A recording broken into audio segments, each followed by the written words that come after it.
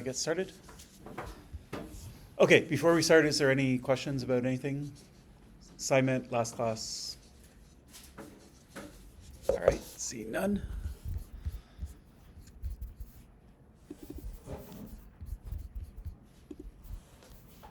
Okay, so today's lecture, we're going to do a cognitive walkthrough. Just to review. Last class we talked about usability, so that means that if you have a tool for security, people can't use it, then you may end up with worse security than if you hadn't introduced that tool, because people will find ways to circumvent it, or they might make mistakes using it, and you could actually end up harming security. Okay, so usability is important. We looked at 3 ways that you might try to judge the usability of something. And so there was an expert review, that's what we'll talk about today. There's a user study, and then a field study. Okay, so today what we're going to do is we're going to do an expert review. We're going to do it on Tor, which is a software tool that lets you browse the internet anonymously. We'll install it, we'll use it, and we'll try and measure the usability of it as we go through. The process that we're using is called a cognitive walkthrough. On assignment 2, you will do a cognitive walkthrough of a different tool. And so at the end of the class, I'll walk through assignment 2 as well. Okay, so Tor is a tool for browsing the web anonymously. What does that mean? What do you think it means, if you had to guess? Privacy. So it means privacy? Nobody could, well, theoretically, you won't, when you're browsing a website, nobody can find out that you actually went to search that website. Okay, so if I want to go to a website and I don't want there to be a record of me having gone to that website, is there normally a record without Tor? Yes. How? Your IP address. Okay. So you have an IP address. Every computer has an IP address. You go to a website. Anyone who's along the path can see that this IP address is going to this website. And then the website itself can have logs. And so they're going to log every IP address that visits that website. Okay. What about like if I log in? So I go to Facebook, Instagram, or whatever. I log in, but I'm on Tor. Does Facebook not know who I am? Well, if you log in with your actual credentials, we would know.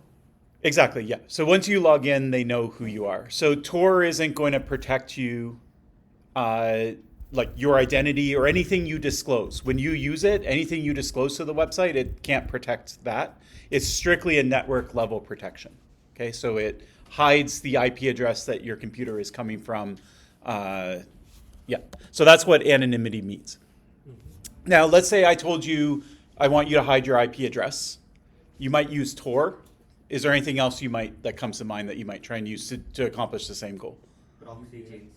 Okay, so proxies, VPNs. Okay, so what's the difference between Tor and a proxy VPN? We'll talk about. You can use them both together. True, you could, yeah. And you can use a VPN in Tor, but what Tor will try to do is make it so that there's no added benefit to using a proxy or a VPN. Okay, so let's just start with the VPN proxy. First off, what's the difference between a proxy and a VPN?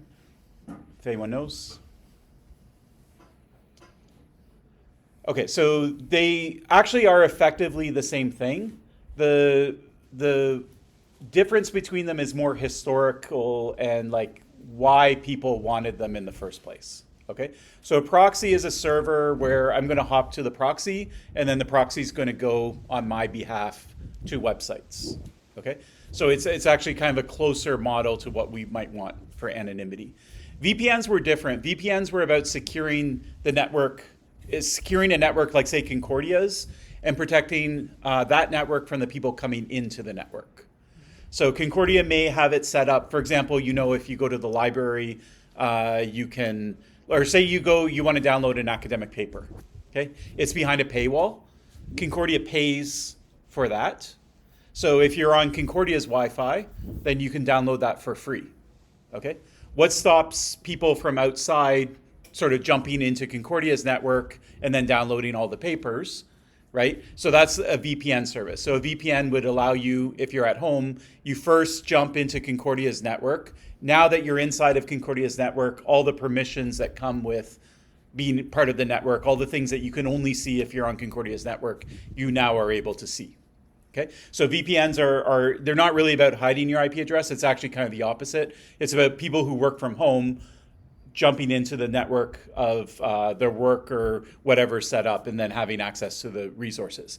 However, VPNs do hide your IP address because now it looks like wherever you hop to in the network, it looks like that's your computer instead of your true computer.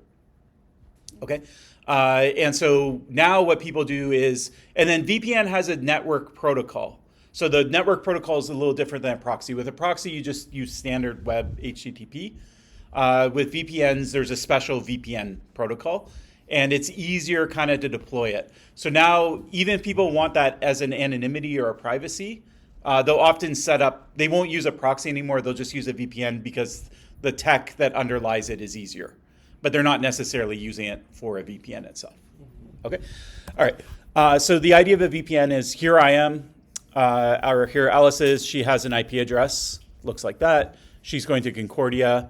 What she's going to do is she's going to hop to a proxy first. Proxy will forward it to Concordia. Concordia will only see that traffic originated from this IP address. It will return it. The proxy needs to keep track of who's accessing Concordia because there might be 1,000 users that are accessing at the same time. So it needs to keep a log of who's going where so that it knows who to send it back to. Okay? Now that log is the problem. If it keeps a log, right, then anyone that gets access to the log can figure out what website you went to.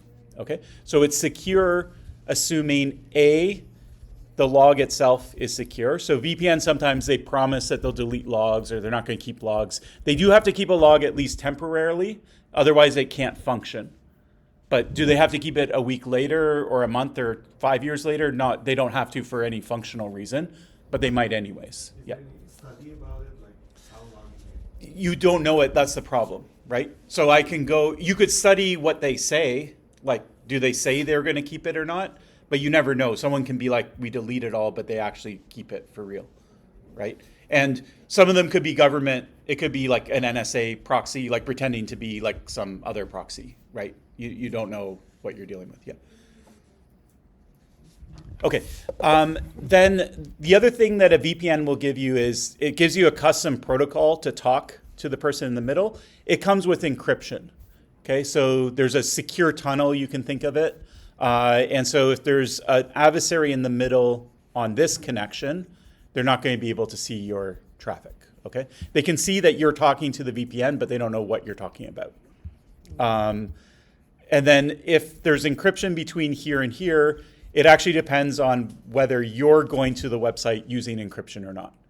Okay, so if I'm visiting the website and I type in https://Concordia, that means I have encryption. So I also have like kind of a tunnel inside the tunnel. But if I just go to HTTP Concordia, then I don't have that tunnel. That HTTPS is what we're going to talk about next. Okay, so if you don't know what that is, it doesn't matter. You're going to know it in 4 weeks from now because we're going to do like 3 lectures on it.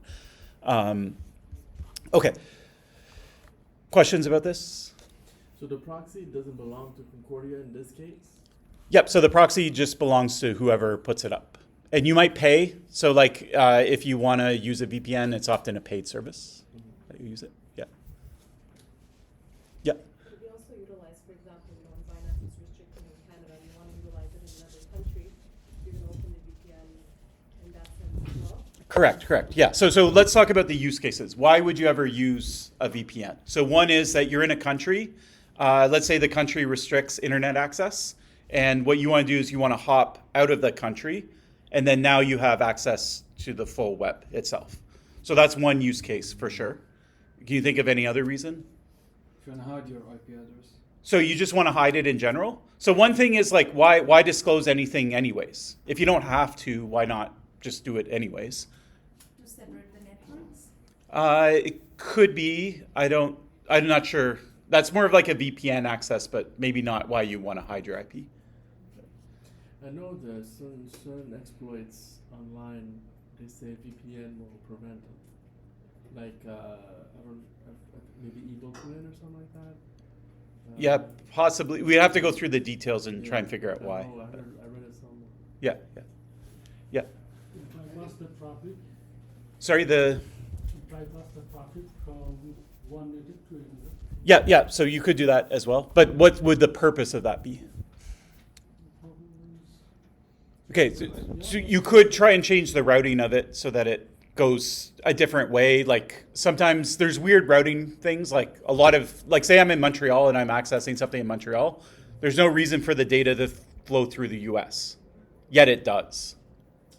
You know why? Yeah, I mean, you can use your imagination for why. But yeah.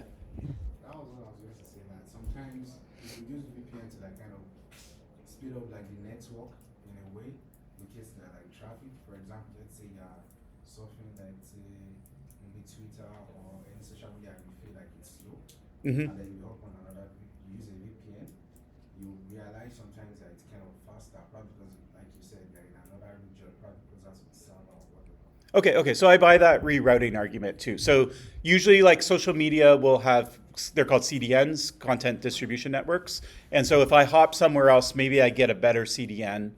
And here in Montreal, it's really busy. And so it's slow. So yeah, I could buy that you could reroute. Yeah. You want to log in on another location for different. Okay, so we call that geo-hopping.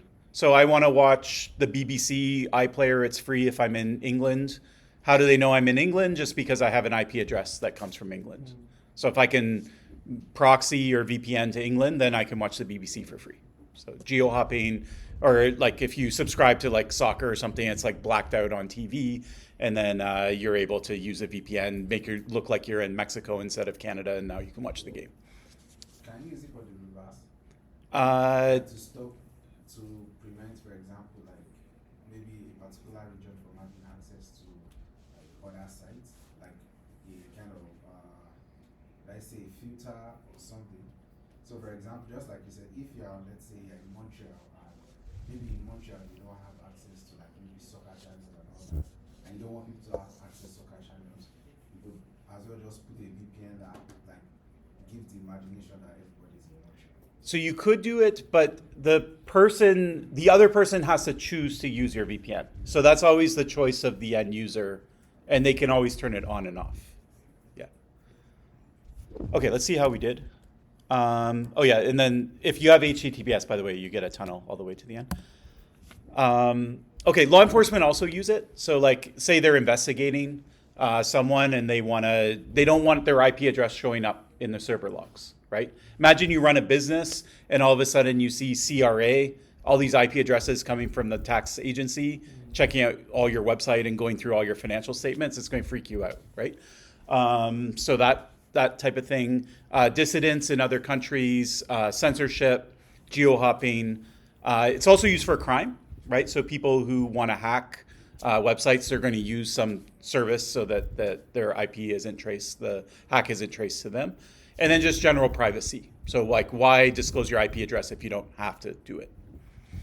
Apple, by the way, they have some like VPN thing now where like it just automatically enrolls you in a VPN in certain situations. It's just for added privacy. Okay, so why wouldn't you always just use a VPN? Can you think of any downside to using it? I know the companies like they track stuff. Okay, so the person in the middle does have a lot more information about you, and they wouldn't have that information if you weren't using them. So if you care about privacy from the proxy itself, you're giving your data and putting it in their lap. So that could be one thing. Then probably use history. I mean, you guys in the VPN, unless, well, like you said, if they are not storing the data, then that means, for example, you'll probably be able to access the sites maybe you used to access or stuff like that. Then probably things like maybe, does it work for saving passwords? Like, does it? So it won't retain any logins. It literally just changes your IP address. Like just that should be the mental model that you have. So, Yeah. so I would say like user history. Yeah. Okay, what about performance efficiency? Yeah, it makes it slow. It's going to be slow, right? You're hopping through another server. If it gets slow, your whole internet connection gets slow as well. Okay, so that's the main reason why we just don't use it all the time. If it were fast, then we might use it all the time. But some are fast. Yeah, some of them they could be. Yeah, so it depends, but it is an extra hop as well. And then the route, we had some cases, corner cases, maybe where the route is better for you, but I would say 99% of the time it's going to be worse for you, right? Why is the performance slow? Okay, so first off, what does performance mean? It's kind of a dumb question, but what does that mean? The speed- It gets slow. What does slow mean? Speed of accessing the website. Okay, speed of what? The connection speed. Connection speed, correct? For Functionality. sending data, communication. Okay. So I have a packet, right? And I'm sending it to a website at a certain rate. Yeah, so that's the speed at which I can do it. Okay. There's two components to speed. One is how long does it take for that packet to reach the website? Okay. So if it's direct, it's going to be short. If it goes around, it's going to be long. Okay. The second is how fast can I send the packets? Okay. So those two are different. Okay.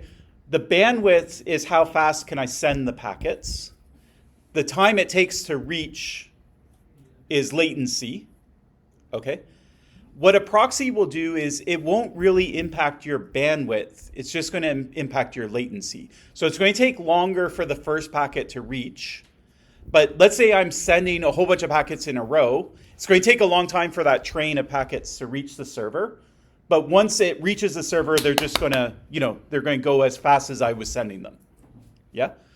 So if you use a proxy, like say you use it for file sharing, so you have a big file, you're scared like it's copyrighted material or whatever, you're going to use a VPN, it actually works fine. It's not terrible. It's going to take a while for it to come, but once it reaches you, it's going to come as fast as anything else, right?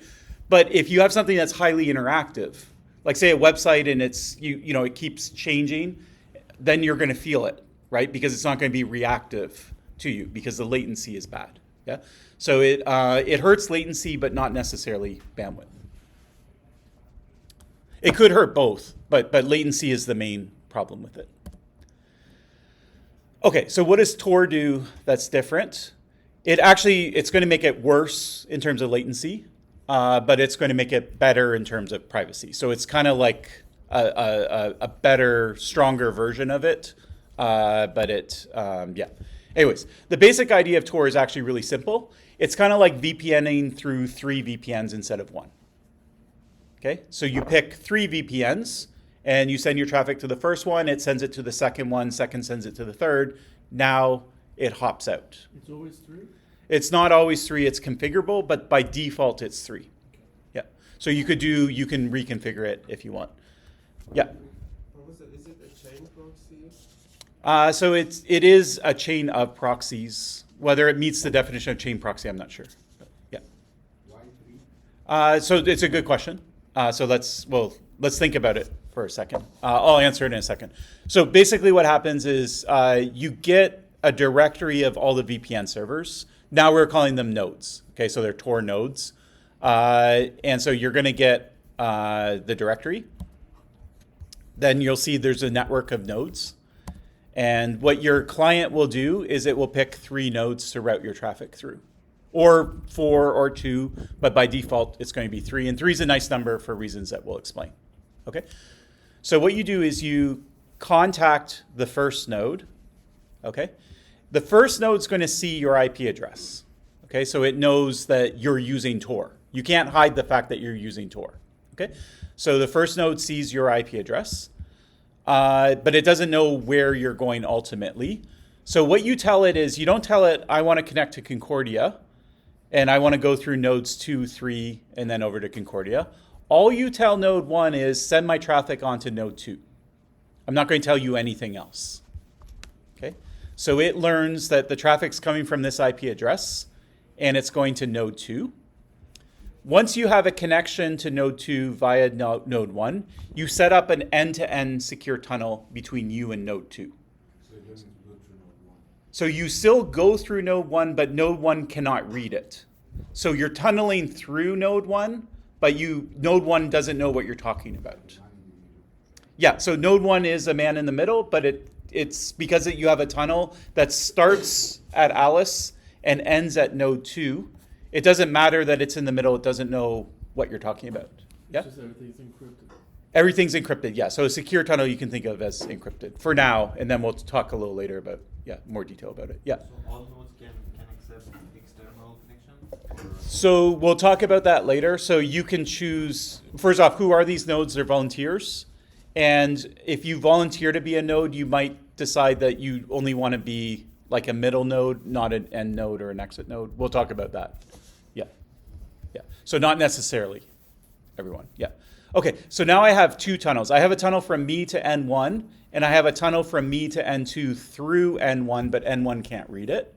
And so what I put inside the tunnel is I tell N2 I want to go to N3 next. Okay? And so what is N2 node? This is the important part. N2 knows it's getting traffic from N1. It has no idea who Alice is.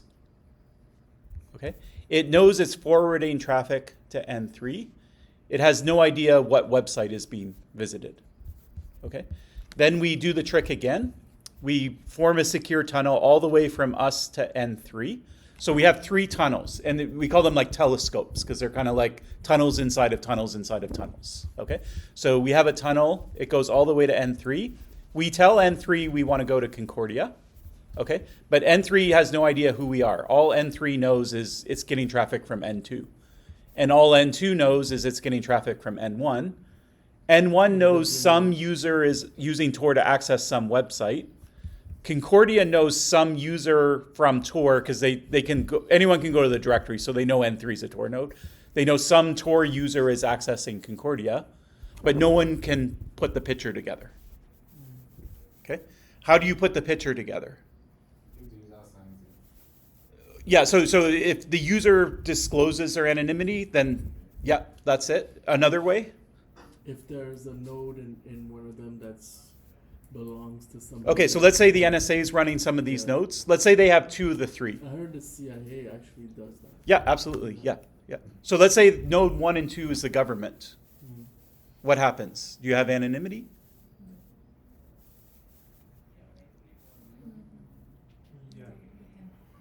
Well, if they can compare because you said node 2 doesn't know who you are and doesn't know where you're going. Node 3 knows where you're going but doesn't know who you are. So it's still missing who you are. Right? Yeah. Okay. But node 1 knows Node 1 knows who you are, but they don't know. what you're doing. Yeah. So if 2 of the 3 are compromised, it just falls back to a VPN. Node 3 is basically your VPN. So you're sending your traffic to the VPN because the government can trace you all the way to it, but it can't trace you past the VPN. Okay? So you still have anonymity. Okay? So the moral of the story is you need all 3. If you can compromise all 3 of them, then anonymity is off. If you can compromise 1 of them or 2 of them, then you still have anonymity. But there's a big footnote with that I'll talk about in a second. Okay? But you need, in general, you're going to need all 3 of them in order to do it. Okay? By the way, if you're accessing a website over HTTPS, you have another tunnel inside of it that goes all the way from your client to the website itself. Okay, so sometimes we call this onion routing because if you look at this here and you like imagine slicing that tunnel, it looks like the rings of an onion because and so Tor used to stand for the onion router, but now it's just Tor. It doesn't stand for anything. And then sometimes we call it a telescope because you have these sort of tunnels that are extending out from it. What did your ISP still know? So what does your ISP do? So let's reason about that. So where are they in this picture? In between you and N1. Yeah, so they're here between you and N1. Yeah. So what do they see? So they see you talking to N1, but they can't, because they can't go through the tunnels, they don't see anything else. Yeah. So your ISP is the same as N1 essentially. Does that make sense? Yeah. Okay. So this is just sort of summarizing what we already know, but let's just put it together.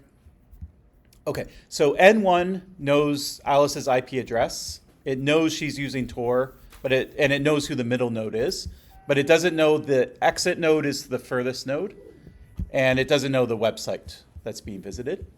The middle node knows the first two nodes in the circuit, but it doesn't know anything past it. So it doesn't know Alice's IP address, and it doesn't know the website. So node 2 really knows nothing. They just know, they see a previous Tor node and a Tor node after them. The exit node sees the website that's being visited. It knows it's coming from the middle node, but it doesn't know the first node. It doesn't know Alice's IP address. It just knows some Tor user is accessing this website. Okay? And so there's nobody in this picture that knows both Alice's IP address and the website being visited. And in general, you would have to compromise all three. Okay?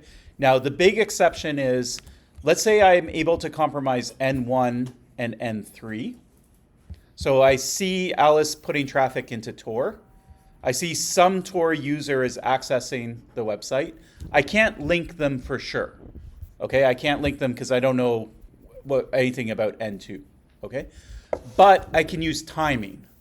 So what I'll see is 50 packets come in to N1, and then a split second later, I'm being asked to forward exactly 50 packets to Concordia. Concordia responds with 67 packets.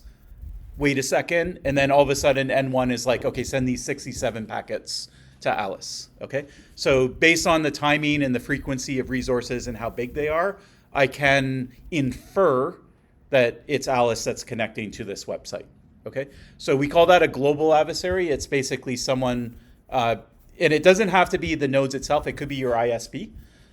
It could be Concordia's ISP, or it can be any adversary that's between Alice and N1 and between N3 and Concordia. Yeah. What if Alice is using a VPN? So if Alice uses a VPN, it's sort of the same thing. You can think of it as adding a fourth node in the middle.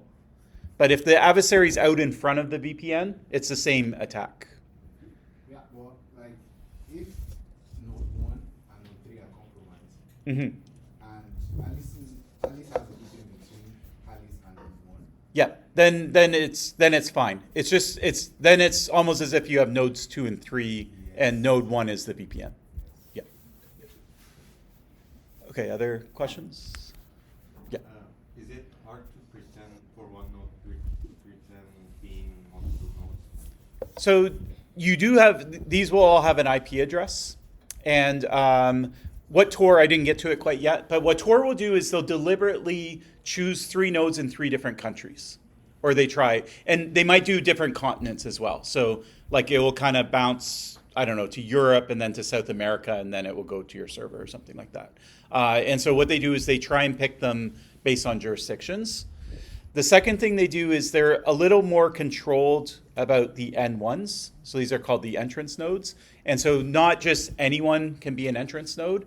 It's kind of like, it's a project. There's people that run the project. They sort of know people, like they go to conferences and they know them and they're running a Tor node. And so there is some level of like, you need to know the right people to get into being an entrance node, which is called an entry guard. You could pretend or something like that if you're Yeah. a government official. Yeah, so you could always trick them or something like that. Yeah. Is it super bulletproof? Probably not. There are a bunch of things that were run over Tor that were illegal that the FBI were able to shut down. And so we think that maybe they have the ability to do it, but then there's other stuff that they don't seem to have the ability to. So we're not really sure what the law enforcement's capabilities are. But anything short than like a full-blown police investigation, it probably is okay.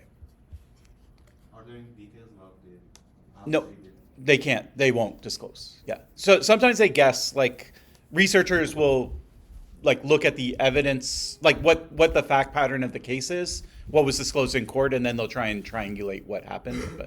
But they won't disclose vulnerabilities. Yeah.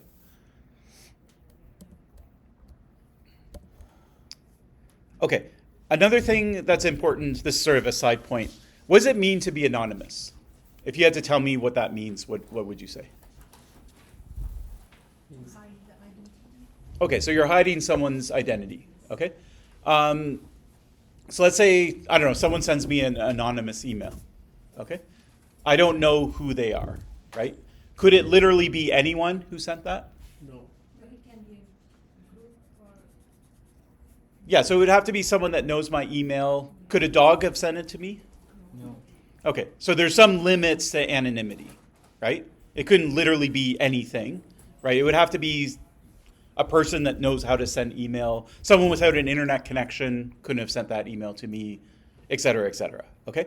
So when you think of anonymity, you should think about a big set of people.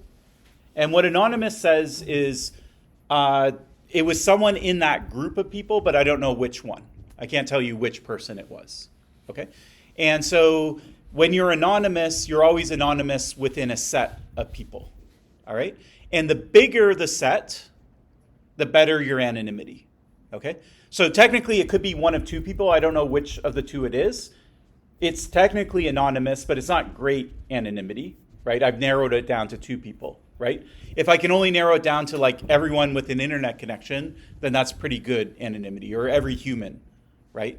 And so always think of anonymity in terms of sets, okay? What's the anonymity set for Tor? So I'm a server. I see someone access me over Tor, right?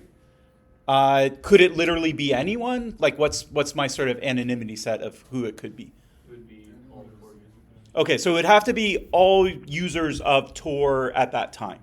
Yeah? So that's not, let's say there's only one person on Tor. It wouldn't happen, but let's say in theory, right? Then you actually don't have anonymity. Okay? So Tor can't create anonymity out of thin air, right?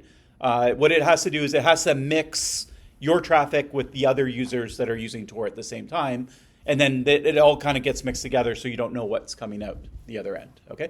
And a lot of anonymity is like that, like it's this concept of mixing things together. You think of money, right? If you have anonymous money, it's sort of like you're mixing it with other people's money and then it's coming out the other end. Okay, so anonymity sets is a hard lesson for some people. So there was a nice story I like. There was a student at Harvard, and he didn't want to write his final exam. And so he emailed a bomb threat to Harvard saying that there was a bomb in the building of his exam the morning of his exam. But he was smart. He used Tor to send it. Okay, so Harvard got the email, and they checked it. Email's kind of weird. Sometimes it includes the IP address. Like if I send you an email, is my IP address in the email itself? It sort of depends on your mail client. So if you're using like Outlook or Mail like on your computer, probably your IP address is there. If you're using Gmail or webmail, it might be Gmail's IP address that's put there. But anyways, in this case, the email was sent in such a way that the IP address would have been there, except for because he used Tor, it was a Tor node's IP address instead. Okay. Now he didn't get away with it. That's why it's in the news. If you had to guess why he didn't get away with it, what would your guess be? He used his real email credentials. Okay, so there was nothing in the content of the email itself. The anonymity. Okay, so it has to do with anonymity sets. So, Because of the students of the class are limited. okay, so it could be, so first off, yeah, you could say who has an exam that particular day. And so there's maybe only a few hundred students that do it. So that would be one way to limit the anonymity set, like who has an interest in trying to limit it. But that wasn't enough. That wasn't enough to identify one student. Was he the only Tor user Oh. for, I guess, Harvard's internet? Okay, great. So Harvard in this case is a global adversary in a sense. They received the email. The email has a timestamp and it has an IP address. So they know exactly when the packet came from N3 to their mail server, okay? Are they also an adversary here? So it depends. If the user is at home sending the email, then Harvard has nothing to do here. They're not here, okay? If the student is at Starbucks sending the email, Harvard isn't here. But if the student is on Harvard's Wi-Fi, right? Maybe they're in dorm, right? Then Harvard is their ISP, okay? And so what they could do is they'll have logs, and so they'll just go and they'll say, who was on Tor at the time that we received this email? Okay, so they did it. How many users do you think were on? One. One, right? A little And lo and behold, that exact student had an exam in the room, in the building where the bomb threat was. So Okay. if he did it with another Wi-Fi, he could be... Yeah, if he went across the street to Starbucks and did it, would have got away with it. Wow. But because he did it and it wasn't proof, it was highly circumstantial evidence, but they brought him in and then he confessed right away to doing it. And so You guys stuff. I don't know what the punishment was, but Probably. expulsion's actually pretty strong, but I would say it's even stronger. You could go to prison. yeah, so it could be like a criminal kind of fine, but usually it's I don't know, if it's a first offense and things like that, like, I'm not sure, but. Okay, here's these are just sort of random facts about Tor before we look at it. So what Tor does is it is going to give you an actual browser, okay? So when we use Tor, what we're using is a browser that's given to us. It didn't always work this way. So in the early days, it would be an extension that you would add to your browser, or you would use your normal browser, like say Safari, and then you'd have to go into the settings and say, send my traffic to this IP address, which would be a Tor node. Or you could send it to the software that was running on your computer, and then it would figure out the Tor nodes and forward it on your behalf. So you'd have to sort of configure it using proxy settings. And then it was also a mess because your DNS wouldn't necessarily go over Tor either. So the browser would send one way, but the operating system would handle DNS. And so you would have to do another configuration to get your DNS routed through it as well. Now what they do is they just give you a browser, and so everything's packaged together. So from a usability perspective, much, much better. I just install a browser. It's Firefox, just a skinned version of Firefox. It does everything behind the scenes. Okay, so we're going to see it when we install it. Yeah. Tor, the same thing as dark web. So I'll get to that in a sec. Okay. Yeah. Another thing you should know about browsers. Let's say that I'm going to a website, say through a proxy or not through a proxy. I'm not logged into the website. What the website will do is, it doesn't even have to ask for it. Your browser is pretty chatty, and it will just say, like, by the way, I'm Safari as opposed to, I'm Safari running on Mac OS as opposed to running on iOS. Why is my browser telling the website that? So it can know like what format. Yeah. So it has two versions of the website, one that's mobile optimized and one of it that's for browsers. And so it's going to decide which one to send. Does every iPhone have the same screen size? No. So it's going to say, okay, my dimensions of my screen are this. Okay. Now let's say I want to use a really cool font. Maybe I handmade a font. Can I use some weird font on my computer or on my website? Yeah. Not unless you download it. Okay, so you won't have the font because it's mine. But what will happen is you'll come to my website and I'll say, do you have this font installed? And your browser will say, no, I don't have it installed. I'll say, great, I'm going to give it to you. And then you can render my website in the beautiful font. Okay. Then later you come back and I'm like, do you have that font? And your browser will say, yes, I have it. And then it'll be like, okay, I don't have to bother sending it to you. Okay. Now there's a million little configuration things like this. Okay.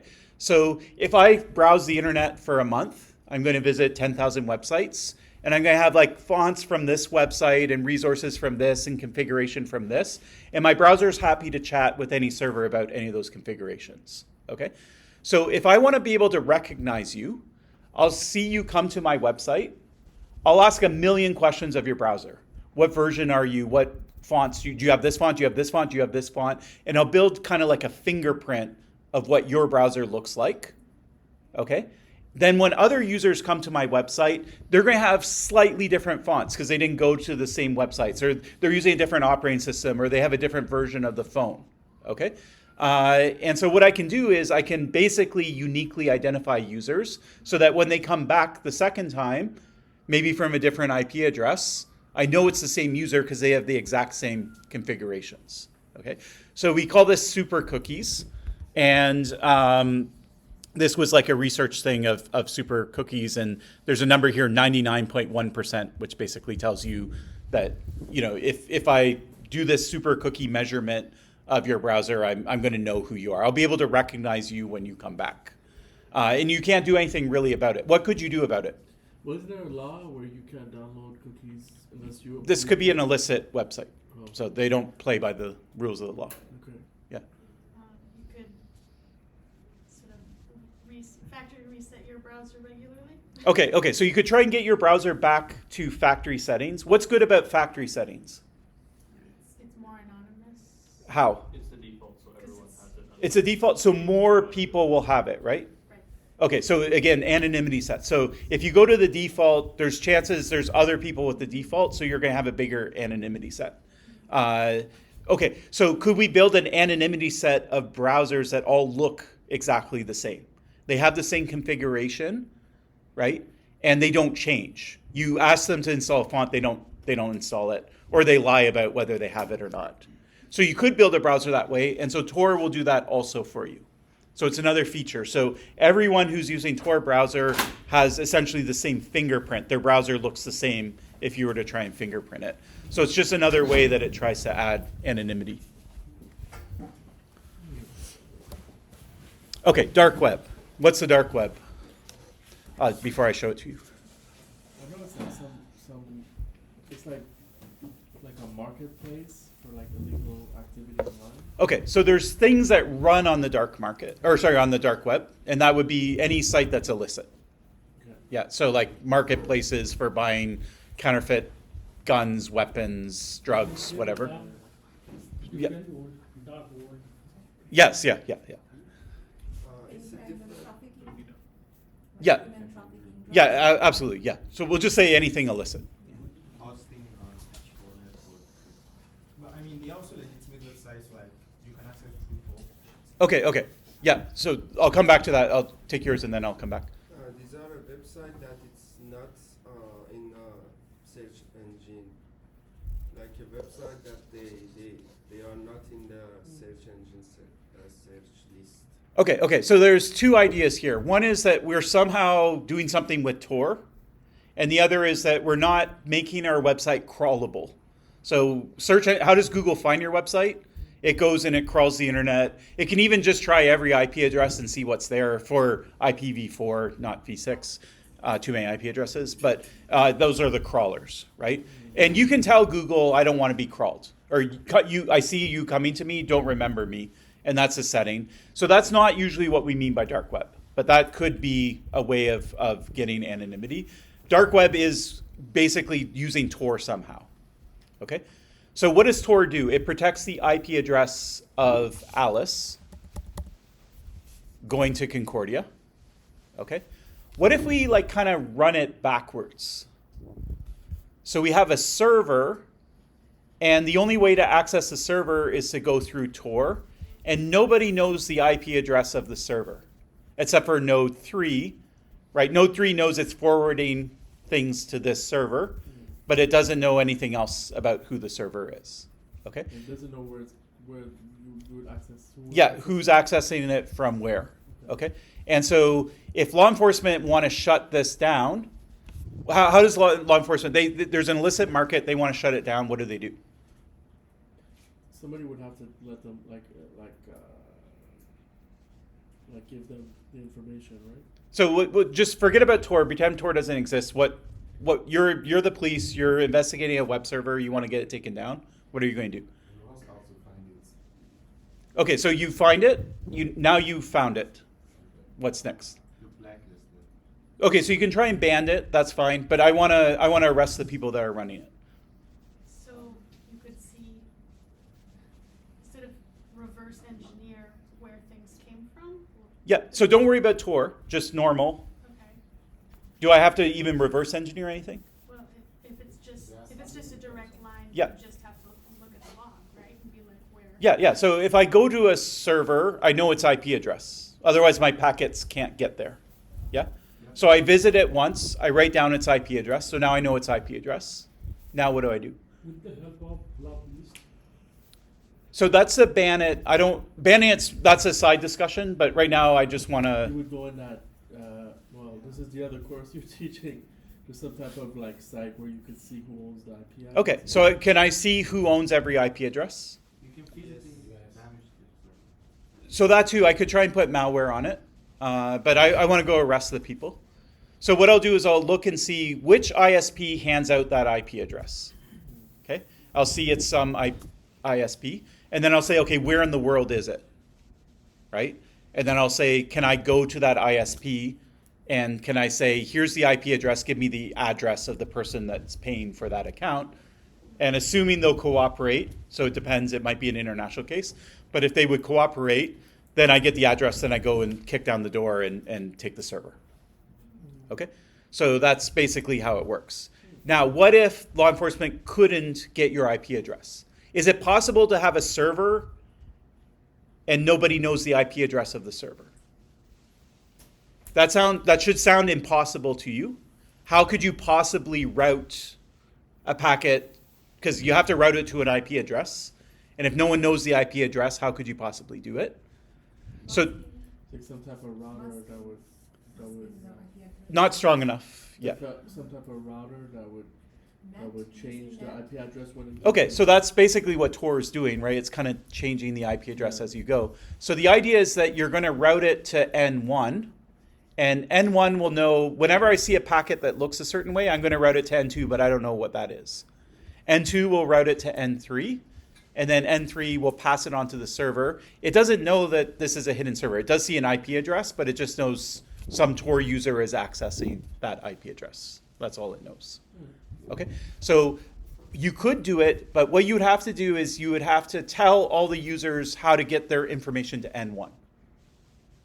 Okay, so you'd say, okay, you want to go to N1. Here's a blob of like IP address, crypto keys, whatever, and take that blob and put it into Tor, and Tor is going to figure out how to route you to that server. Okay, so that exists. It's something that Tor offers. It's called hidden services. Is that not the same thing as a bridge, right? No. So a bridge, yeah, again, we'll get to that. Yeah. Okay, so it sort of works in reverse. You don't have to know the details. It's kind of complicated. But instead of you going to, like, say, facebook.com, you go to Facebook, blah, blah, blah, blah, blah, blah, blah, cryptographic information.onion. Okay? And if you go to that address in Tor, you'll find your way to Facebook's website, but Facebook is running it as a hidden service on Tor, and nobody knows the IP address that they're using.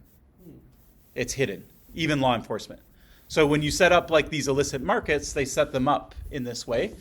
You pass around these URLs. If I try to go to this in Safari, it doesn't do anything because Safari doesn't speak Tor. But I'll show you when we get there. When I paste this exact address into Tor, I'm magically going to end up at Facebook. Yeah. Whatever the firewall will have to find the. So first off, where do you want the firewall? So you could have a firewall here, or you could have a firewall here. Suppose just like the Yan2 is your ISP. N3, sorry, here, right? Yan1, Yan2, and N1 is the ISP. Yeah. So it won't do anything. Like They can't do. it sees that some user is going to, it sees that some user is going to this address, but that's it. Actually, it doesn't even see that. Sorry. All it sees is that some user is going to Tor. They're sending some packets into the Tor network, and that's it. Yeah. Yeah. Yeah. So how is all that information getting from like entry So or like on the yeah, so it's actually encoded into here. So all this like gobbledygook here is basically the identity of N1. And then N1 remembers N2. And then N2 remembers N3. And so when people go to this URL, all this stuff tells Tor to send a certain kind of packet to N1. And then once it hits N1, then N1 will figure out who N2 is, and it will go on like that. Yeah. One disadvantage is when you're using Tor as a user, what you'll do is every 10 minutes you'll switch your circuit up. So I'll use these 3 servers, and then 10 minutes later, or if I press a button, I can switch it up and use a different server. But with hidden services, your path is fixed. These are the only 3 nodes that know how to reach you, and you can't change it. And if you go to the same website twice, it won't be the same 3 nodes that reach that website? So it will within a 10-minute session. Okay. Yeah, and then 10 minutes later it will change for all websites. And again, that's configurable. So you could, if you want to like visit one website over one circuit and another over another, all this stuff you can configure. So remember, defaults matter, right? So Tor is going to come with a bunch of defaults. And so the default is we'll give you a circuit for 10 minutes and then we'll reset it. Okay. Yeah. Characters that you is it an encryption or obfuscation? This stuff here, Yeah. it's how to route to N1, I think. Is it encrypted? I think it is encrypted, yeah. So it has some encrypted, I think it's literally an onion. So it's like an encryption of an encryption of an encryption. Yeah. And then each layer peels off one layer and then it tells them where to go. Yeah. Yeah. So Professor, instead of DNS, here we save the node addresses. Yeah, yeah, exactly. So you don't need DNS here. DNS won't, you don't use, this is like a weird thing where you wouldn't use DNS because no one knows the IP address. Yeah. So kind of besides the point, but like, Mhm. how much information that you're sending out does your ISP actually, that they're able to see? So there's a thing called HTTPS that we'll talk about later. And so HTTPS gives you a tunnel between you and every website. This isn't a Tor thing, it's in every browser. Today, almost all websites run on HTTPS, even Concordia's. It wasn't always that way, but now it is. So in this case, the ISP knows that you're going to Concordia. They know when you're going. And we'll see in a couple lectures that they can actually do a lot more because they can do that same fingerprinting where they see how many packets and they can try and guess what you're doing. Are they able to like read the packets themselves? But they can't read the packets themselves. Okay. Yeah. So the packets will be inside the tunnel. Okay. Yeah. And we'll go through the details of what's in and out of the tunnel, yeah, in another lecture.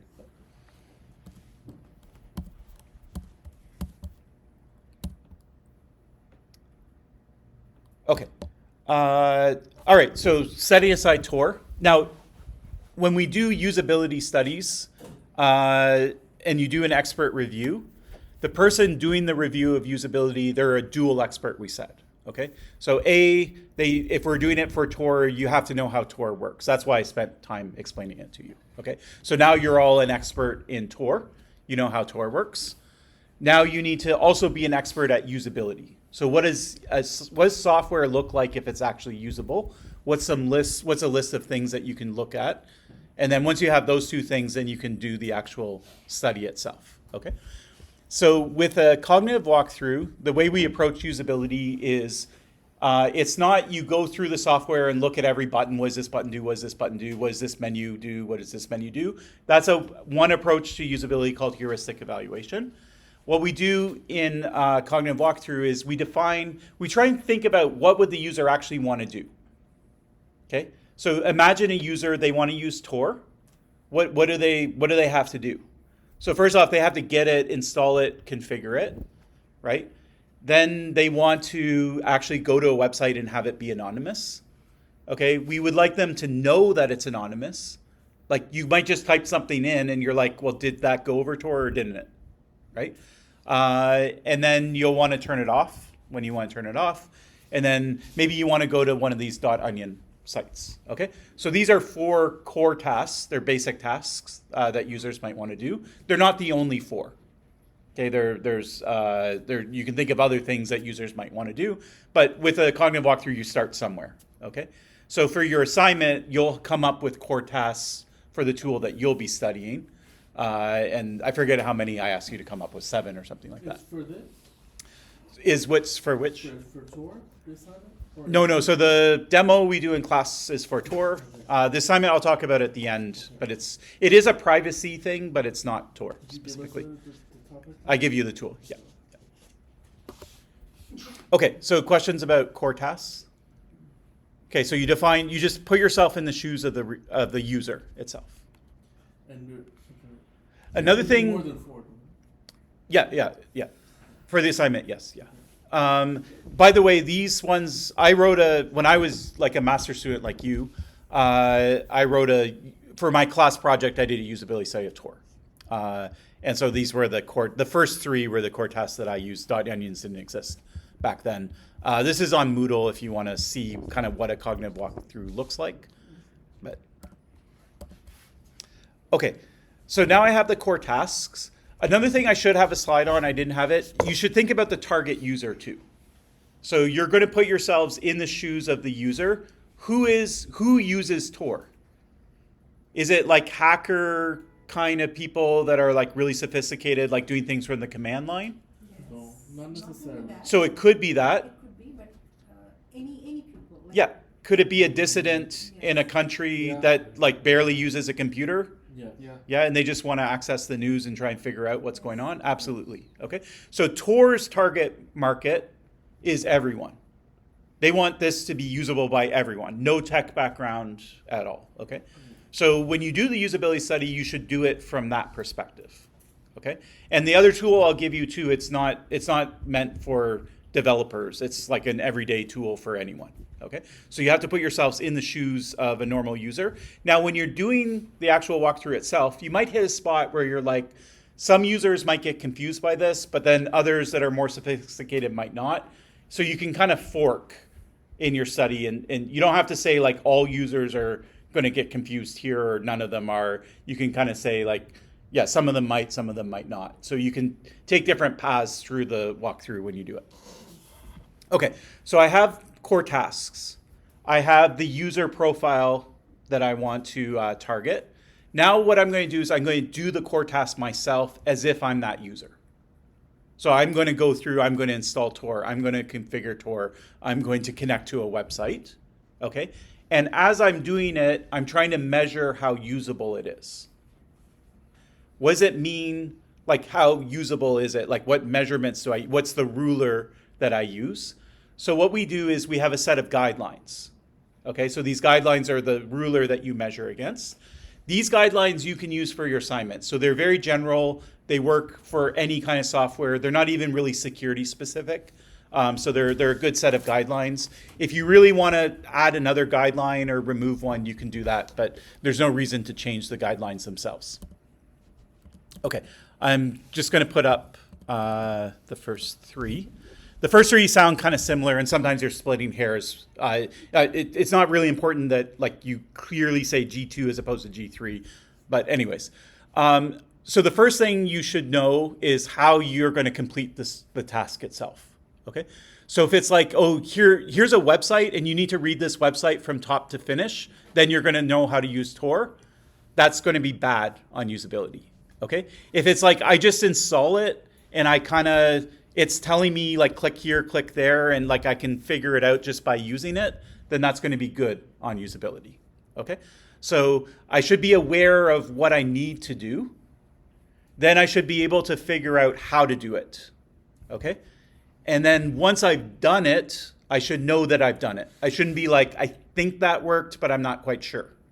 Okay, especially for security critical things, right? You don't want to be guessing whether it worked or not.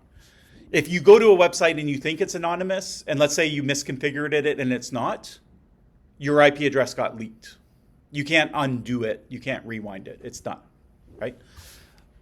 So that goes to this. You don't want the user making mistakes or errors, okay? So as you go through the walkthrough, you'll say, is there a chance a user might make an error here? Okay, and then we generally split it between two kinds of errors. There's an error where you can make it, but you could recover from it. So maybe you misconfigure it, it doesn't work. Then because it's not working, you try something else, and then now it works. That was an error that you recovered from, okay? We would prefer you not to make that error anyways, but it wasn't a critical error. A critical error is like, oops, I sent my IP address, and now I can't get it back, okay? So that's like a non-recoverable error itself, okay? So G5 is kind of like the worst thing that would happen in the software. Probably won't see many G5s for something like Tor because it's very polished, but anyways. Another thing is terminology, okay? So sometimes we call it jargon, right? If I use software, sometimes it tells me things like, are you sure you want to do blah, blah, blah, blah, blah? And blah, blah, blah, blah, blah could be like a bunch of technical terms about computers and networks and proxies and IP addresses. Is an average user going to know what that is? Are they going to make the right decision if you ask them questions about that? No. Okay, so what you want to do is you want to reduce all the technical language, try to explain things clearly to the user in a way that they can understand, keeping in mind who your target user is. So for Tor, that would be anyone. So the messages need to be understandable by anyone. So if you see some jargon, then you would note it and you'd say, oh, this violates G6.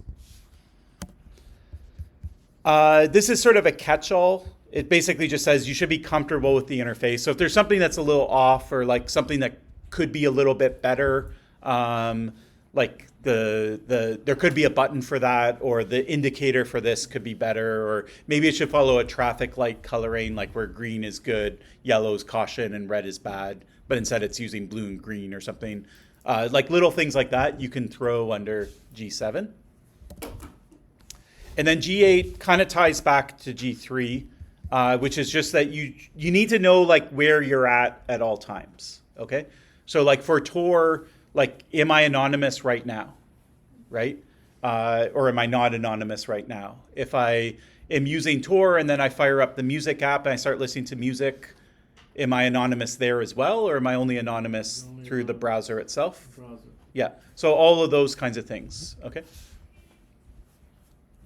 Have you ever heard of FreeTube? Sorry, free? FreeTube. No, it sounds like a YouTube. It's like sort of like an anonymous YouTube app where you can watch YouTube videos without getting tracked. It's ideally you use it with a VPN, so then they don't know you're actually using it. I see. I haven't heard of it, but Maybe I could do my project. yeah, you could look at it. Yeah. Oh, actually, no. Wait, you give us the For the project, you can choose for this course. Yeah, oh, yeah. yeah. I meant for the assignment. Okay, yeah. No, the assignment, I'll give it to you. Yeah. Okay, what does it look like? You do the cognitive walkthrough. What's the sort of deliverable of it? So it could look different ways, but for the assignment, what you'll do is you'll write up what you see. Okay, so this I just pulled a random paragraph from this paper, and so don't worry about like what it's saying. It doesn't matter, but it's just sort of like, I was on the website and this is what I saw. I saw a message to the user that said, using privoxy is necessary because your browser leaks your DNS requests when they use SOC proxies directly, which is bad for your anonymity. Okay, so I see that sentence and I'm thinking, that's a lot of jargon. Nobody's going to understand what that means. I barely understand what it means, and I'm like doing the usability study myself. So that's bad on G6. Where's G6? Okay, you shouldn't have jargon. Okay, so I'll just note that. So I'll just say, this is what I saw. And because I see it, it's a violation of G6. And then I'll note that its intention is like it's trying to prevent a dangerous error. Okay, so that's a G5 thing. And so if this is a problem, if it's a problem for G6, then the user might actually commit that dangerous error. Okay, so the novice user needs to understand what DNS is, what ports, what's a port, what's a socket, and if they don't, then they won't know the steps that they need to take to prevent the dangerous error, which is G2, which is you should always know what step you need to take, okay? So the content here doesn't really matter, but that's the style that you write. You're just sort of like, this is what I see. I think it's doing good on G5, but it's doing bad on G6, okay? Normally you're just pointing out the flaws, so you're just pointing out the bad things. But if you see something that you really like, and you're like, wow, that really went out of its way, to use friendly language, then you might say it's good, it's great on G6, okay? And you can use G6, G5, you don't have to repeat what they mean. So that's what you're sort of doing. You're sort of walking through what's the user seeing. You can use some limited screenshots, but I don't want like a whole report of screenshots. And then you're just sort of saying it's good on G6, it's bad on G5. And if you don't say anything about anything, like here I didn't say anything about G1, the assumption is it's okay. Okay, so you don't have to go on every step and say, okay, let's pause here. G1 good, G2 good, G3 good, G4 bad. You don't have to go through the list. Basically, if you're not saying anything, then I'm assuming it's fine. Yeah, and so you're really only you're invoking the guidelines when you see something that you don't like, that you think violates it, or if you see something you really like, or that it it does a good job of, then you can comment on it as well. Okay, does that make sense? Okay. Okay, so what we're going to do is we're going to take a 10-minute break. and we'll come back at 7, and then we're going to walk through installing Tor, configuring it, and doing those core tasks. And then I'll give you my sort of running commentary, and you can tell me what you see And you can as we do explain it. the bridges. Bonne chance. Okay, by special request, there's a concept of bridges. We are going to see them in the walkthrough itself, but I'll give you the theory of them because it's better to see it. Okay, let's say you're an adversary, you want to attack this. Say you're a government, you don't want your citizens using Tor. What are you going to do? Can you stop them? You place yourself in the middle. So I could put nodes up. That's fine. Is there anything else I could do? Yeah. So yeah, that's what I mean. Yeah. So you could be one of the nodes for sure. And then you could just block all traffic that goes through you. But then Force your mobile. Before, like, public If someone tries to access the Tor, just that's blocked. okay, do you know all the nodes on Tor? Could an adversary know all the nodes on Tor? No. No. Why not? Why not? There's a list of them. There is? So what's the very first thing the client does? Okay, I install Tor for the first time. I need to connect to Tor. What do I need? Fetching that list. I need the list of Tor nodes. Otherwise, I can't connect to it, right? So could a government ask for the list of Tor nodes as well? Yes. So they could, okay? So They would what, have authority. yeah. You don't need authority. You just pretend to be a user, you get the list, okay? So now I have all the Tor nodes and all their IP addresses. Let's say I'm a government like China. I have the Great Firewall of China. I can control all traffic within the country. What am I going to do? I'm just going to block all the IP addresses associated with Tor. Now can users use Tor? No. They can't. Okay? So it's actually not that hard for a government if they want to. If they have control over all the internet traffic, they can just get the list and block it. Okay? Is there any way around that you can think of? Using a VPN. Okay, so why does a VPN help? Yeah, like it kind of takes you out of that region to another region. So even if the government blocks Tor, what do you call it? If you hop on a VPN, it's going to mirror as if you are not in that country. Okay, so I could hop somewhere first, like a VPN, Yes. and then if the VPN, if Tor's not blocked where I hop to, then I can access Tor itself. Okay? What's the critical story here? The critical story is that the government didn't block that VPN. Right? Why didn't they block that VPN? They don't know all the. What if they did know all the VPNs? Then it's not going to work. Okay? So effectively, what you need is you can, if you go back to Tor nodes and VPNs are sort of the same. They're just chained together. If the government doesn't know about N1, like imagine you have a directory of all the N2s and N3s, but you had some secret N1s that the government didn't know about, it would work, right? Okay, so that's what a bridge is. A bridge is another Tor node that is not in the Tor directory. Okay, so it's not in the Tor directory, and the idea is that governments aren't going to know the list. Now, how do you, yeah. I was going to ask, what if you don't use N1? That's fine. Then you just have then N2 is N1 effectively. Yes, like, Yeah. would that work?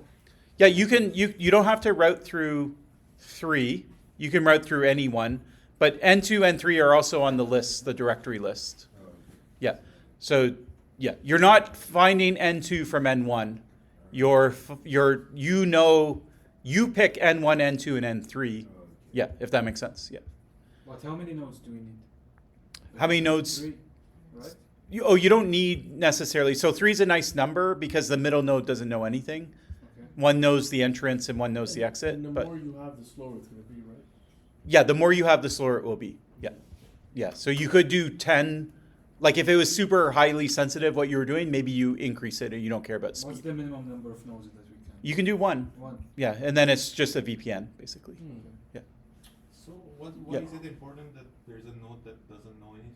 So if it's not part of the directory, oh, sorry, why is it important that N1 doesn't? No, N2. Yeah. N2. No, N2. Why is N2 important? It's actually not that important, maybe. As long as N1 and N3, like no one can connect it anyways, yeah. Okay, So what I need is a bridge node is just another Tor node. It's kind of like think of a fourth node. So I connect to it first. It's in a country that Tor is legal, and then it's going to connect to Tor for me. Okay. But how do I get that bridge node? You have to know someone. Launching. Okay. So if I'm in China, right? If I can figure it out, the government could figure it out too, right? Presumably. So sometimes it's literally by word of mouth. Okay, so it's like the Tor will create a bunch of these bridge addresses. They'll hand them to like human rights organizations, and they'll say, you go hand them out to the dissidents in your country. And it's just, that's how it works. And then the government doesn't know about it. Okay, so that's one way of doing it. The other way of doing it is through obfuscation. So what you do is you're still going to ask someone for what a bridge address is, but you're going to make your traffic look like it's another protocol. And it's a protocol that the government will recognize but doesn't want to ban because so many people use it for normal things. So for example, lots and lots of websites use Azure as a cloud provider from Microsoft. So if I can make my traffic just look like some Azure traffic, right? Then I can go and ask for a bridge. It doesn't know that I'm asking for a bridge. It just sees that someone's connecting to some Azure cloud thing, right? So the government either has to ban all of that, but then a bunch of the web is going to stop working, or they have to let it go through. Okay? So those are the two techniques. One is hand them out, by hand, and the other is to obfuscate the request to get a bridge node in a way that's really hard for the government to just blanket ban the whole thing. And then it's an evolving process. So it's not just like Tor did this once in the 90s and now that's how it works. They're adding new obfuscation mechanisms. Every time I review the software, there's like another option that you can use. And these bridge nodes are creating new ones and or changing the IP address and handing them out and things like that. Okay, so that's the concept of a bridge. Bridges are going to come in handy for us for reasons that we'll see. Okay, let's do the walkthrough. Okay, where do we get Tor from? So I want to get Tor now. You Google it and you go into the website. Okay, so I could Google it and go to the website. Sound good to everyone? Okay. Tor download. Okay, is this Tor? Is that Tor is open source So it is open source, yeah. and decentralized servers? So the Tor itself is decentralized, but you would get it from a centralized repository. Yeah. Okay, is this look like Tor? Yes. Can you be sure? Yeah. No. Maybe. I mean, you've accessed it before. Yeah, true. I should put it in private browsing mode. By the way, what's private browsing mode? Is this the same as Tor? No. Yeah, so Tor just, it just turns off all your cookies, basically. And we'll talk about that later. We're going to do cookies themselves, okay? I thought it would turn off my history, but it didn't, so it's still purple. But okay, probably this is Tor, but we can't be 100% sure. Maybe something else got to the top result in Google, but Tor's been around forever. It's a big project. People know what it is, so it's probably going to be the top result on Google. There's maybe one slight exception, which is sometimes you could take out AdWords. And Google used to put those AdWords above the search results and do it in a way that was kind of confusing, right? And so people might have their malware version of Tor, take out an ad for Tor and somehow try and get it like positioned up at the top. But in general, Google now changes how they do AdWords and they don't allow it to confuse them. They probably wouldn't let you take AdWords out on this anyway because it's a high profile product. But there's other security products that aren't as high profile as Tor, and so you do have to think a bit about it. But a normal user is definitely just going to Google it and hit the first search result. So if you see that the first search result is weird, or there's a potential for it, you could note that in your user study. So you could say maybe at this point the user makes a mistake. So, Yeah. Could we cross-check with another search engine here? Is it like Yeah, you could do that if you wanted. Yeah, so again, you put yourself in the shoes of a normal user. Do you think a normal user, they're not going to, right? No. Yeah. Okay, another thing, what if you just go to tor.com?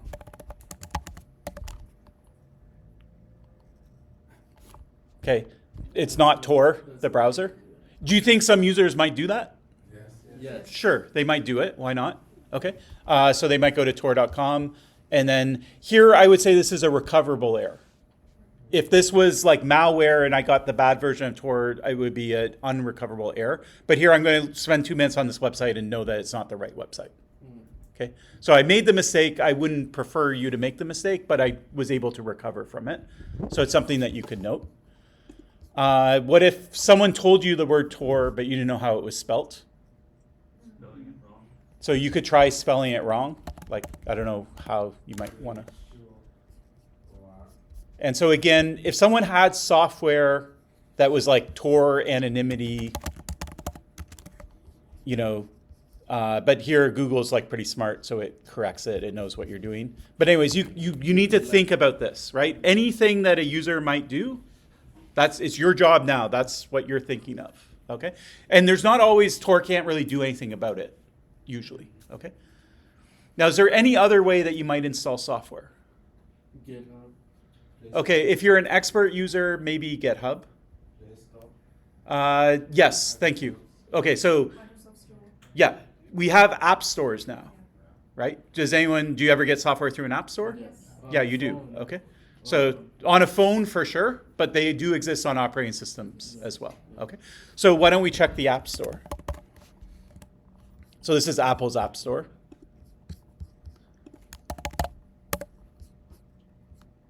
Okay, so here it is, Tor browser, VPN plus Onion plus Adblock. So can I install it here as well? Yes. Okay. What if I told you that's not the real Tor? There's Tor Connect there, and then there's Onion browser there. Tor browser. So- Yeah, what about Orbot? It has onions too. But that's a VPN. Or Tor Connect, So you might not VPN Master, be sure that it is what you're wanting. Onion browser. So which one's the real Tor? I'm confused now. I think we can just check the rating. Yeah, this one has 7 ratings, 2 stars. Yeah, exactly. So you know that's not it. Oh. So Would some users get confused by this? Yes. Yes, Horrible. I would have. Yeah, right? And would some users try and use the App Store? Maybe not the majority, Yeah, no. but some will, right? People have installed this. Like, let's see how many. Sometimes they have statistics. I don't see it here, but anyways, this is not the real Tor. Could this be loaded up with malware? It could be. Could it just not do a good job of anonymity? Yeah. It could. We don't know anything about this product at all. Okay. Can Tor do something about it? Maybe. So I've never actually seen this exact one. Every time I teach this course, we do the same exercise, and it's the first time they've explicitly called it Tor. And I think if Tor notified Apple, Apple would remove it. But if you call it Orbot or the Onion browser or something that's like meant to invoke Tor without using the brand name Tor, it probably will survive on the What App is Store. that? So it's just it honestly is probably like, it's just a paid version of, like it has a bunch of VPNs. It probably kind of works. It's not like a government thing that's trying to Not, trick you. not It's a- probably just trying to bring money. Oh. It's trying to monetize it. So if you install it, it will do something like Tor, but it's going to cost you $35 a month Wow. or whatever. That's a guess. Oh, Is it there? I can see that there's in-app purchases. Yeah. that's smart. Yeah. Yeah, so there's tons of this stuff, like people name squatting, we call it. So and sometimes you pick a name that's slightly different, and then you just try and direct traffic to it. Sorry? I said, oh, you just change the spelling a bit. Yeah, exactly, yeah. And then you'll get all the people that don't know how to spell it. So this is something you can note in your user site. So the very first step is, can I install it? Well, some users are going to go the Google route. They're probably going to get the real one. And some users will go through the App Store. They're not going to get the real one. They could commit a dangerous error. Plus, they didn't actually complete the core tasks. So that it's bad on G2 and G4 or whatever the Gs are. So Yeah, Tor doesn't have a official package for Mac? Or? exactly. So could the real Tor be here? No. I don't know. It's about the policies of the. Exactly. So they could be here, but they have to register with Apple. They have to get like a certificate from Apple. They may have to pay for it as well. And so Tor just don't like that. Like they're free software people, and so they don't like the idea of like that. That's my guess as to why they don't do it. But they could be here if they wanted to be. Yeah. Okay, and keep that in mind because we'll see that question will come up a second time. So isn't it against the Apple's policies? So this probably is because it uses the word Tor. Like I say, like last term I taught this and this wasn't there. I think these ones were. So I think if we check back in a week or a month, this might be removed. I meant the Tor itself, like the original Tor. It's Anything against, like, possible. I don't know. Like Apple's complicated. Like you'd have to figure that out with them. But because it's free, it's not monetized and things like that, it probably is okay. But, okay. Yeah, so you could guess the URL, you could Google it, you could go to the App Store. If you go to the App Store, this is what I just took the screenshot today. I updated the slides. Okay. Let's not install it from the App Store. And let's install the real one. Okay, so I click the link. Now what? Now you just click on. So a user wants to install it. What are they going to see? Download. Okay, so it's pretty prominent, right? It's here. It's clear, right? You're going to click on this to download it. It's up here again. So here I'm thinking this is good. Okay, so I'm praising it on G2, G3. Like the user knows what they need to do. They know how to do it. No problems. Okay, but I might make a note of that.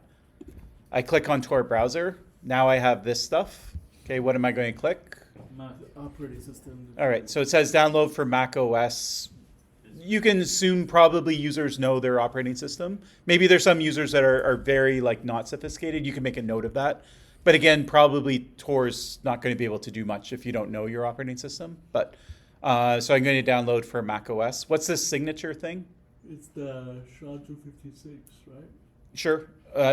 Tell it to me like I'm a normal user though. It's to verify that the download is legitimate. Is the software is like legitimate? Okay, so what I want to do is I want to download it. Compare the signature with. Yeah, there could be someone in the middle, like say my ISP, say Concordia, and when they see me downloading Tor, they slip in something to it. And so I end up with a slightly different version of Tor than what the website's sending to me. Okay, how do we protect against it? There's two protections. One of them is the signature, but it's actually really complicated. If you want to dig into the usability, this is how to verify Tor's browser signature. You have to install GPG. You have to run some command line stuff to verify it. You go down here, you know, and so like no one's doing this, It's right? very copy and paste Okay. it, but yeah, it's more complicated. Yeah, most users aren't going to be comfortable doing it. So maybe they could follow the steps, but they wouldn't be comfortable doing it. Yeah.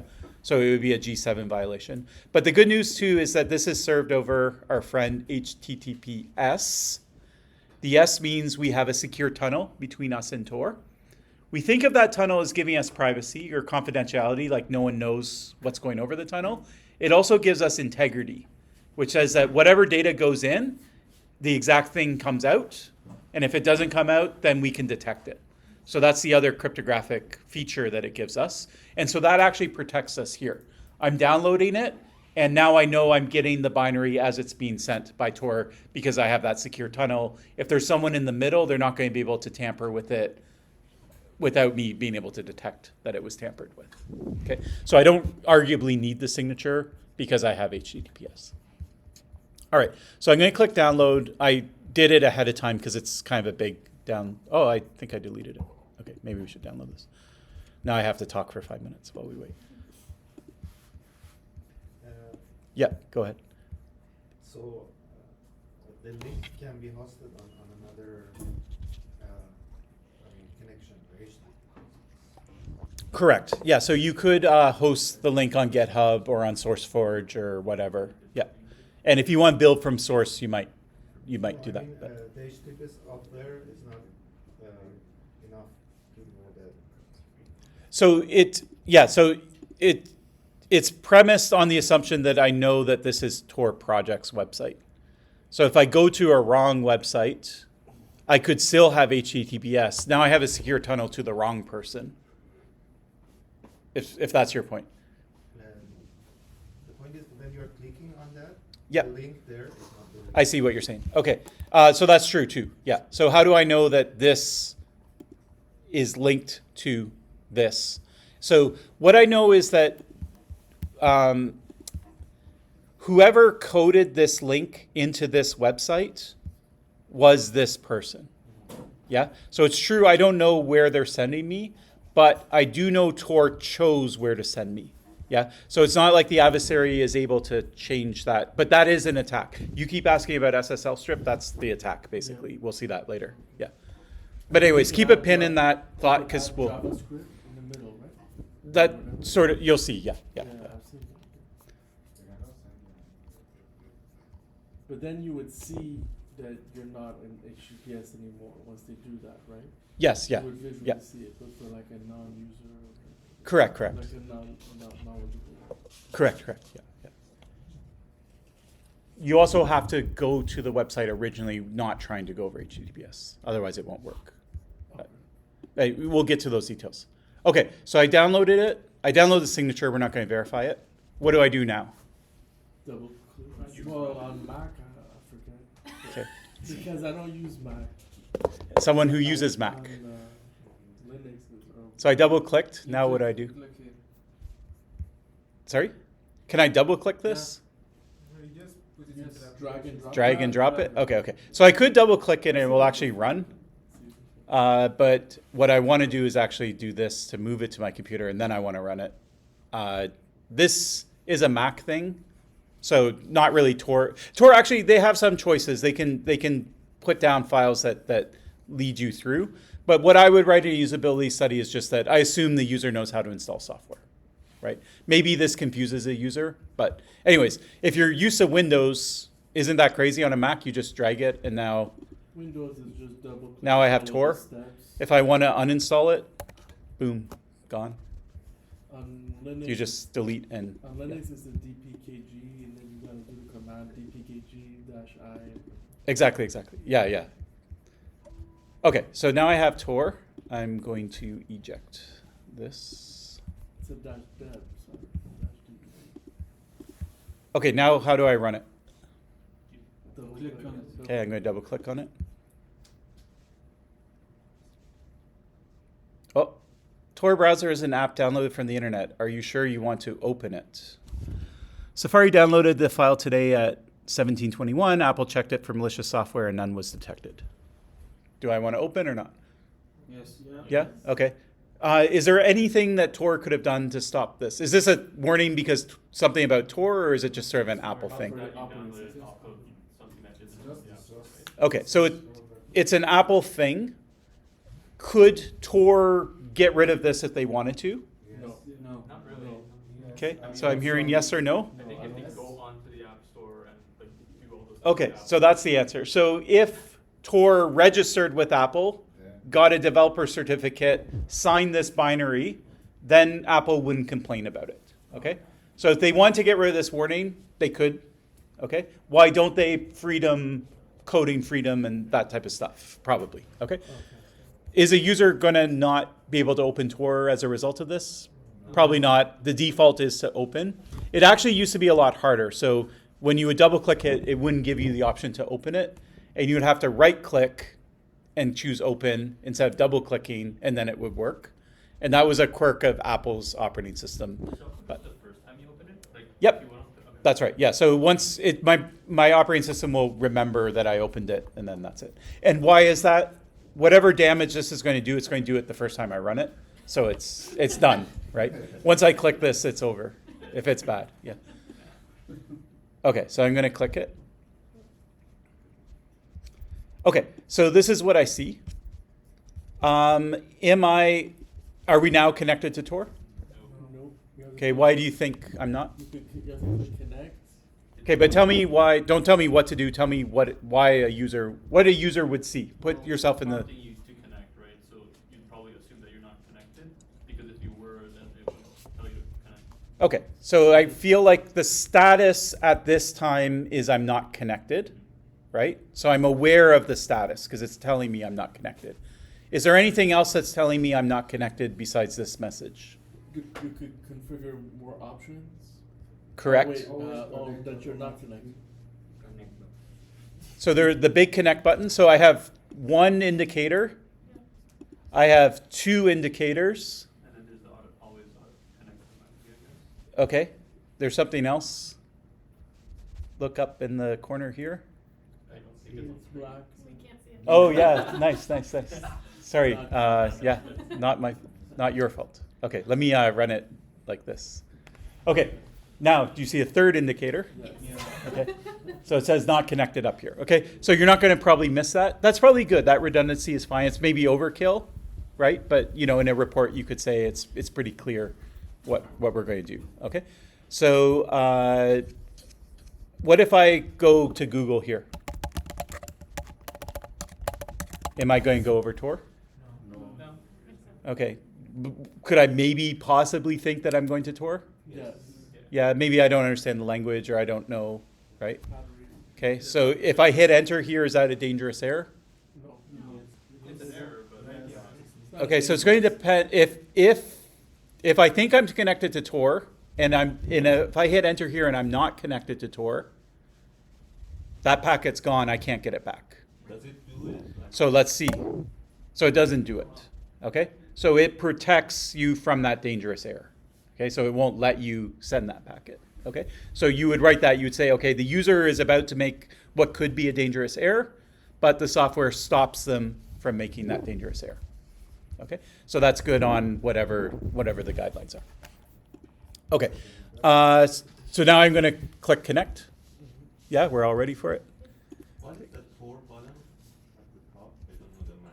This here, No, left side, beside the part that we put. this here. Yeah. So we can look at it. So it says site information for about Tor Connect. Does that mean anything to you? No, but it's empty. This is a secure Tor browser page. Does that mean anything to you? It actually, that you could argue that invokes the idea that I'm already on Tor.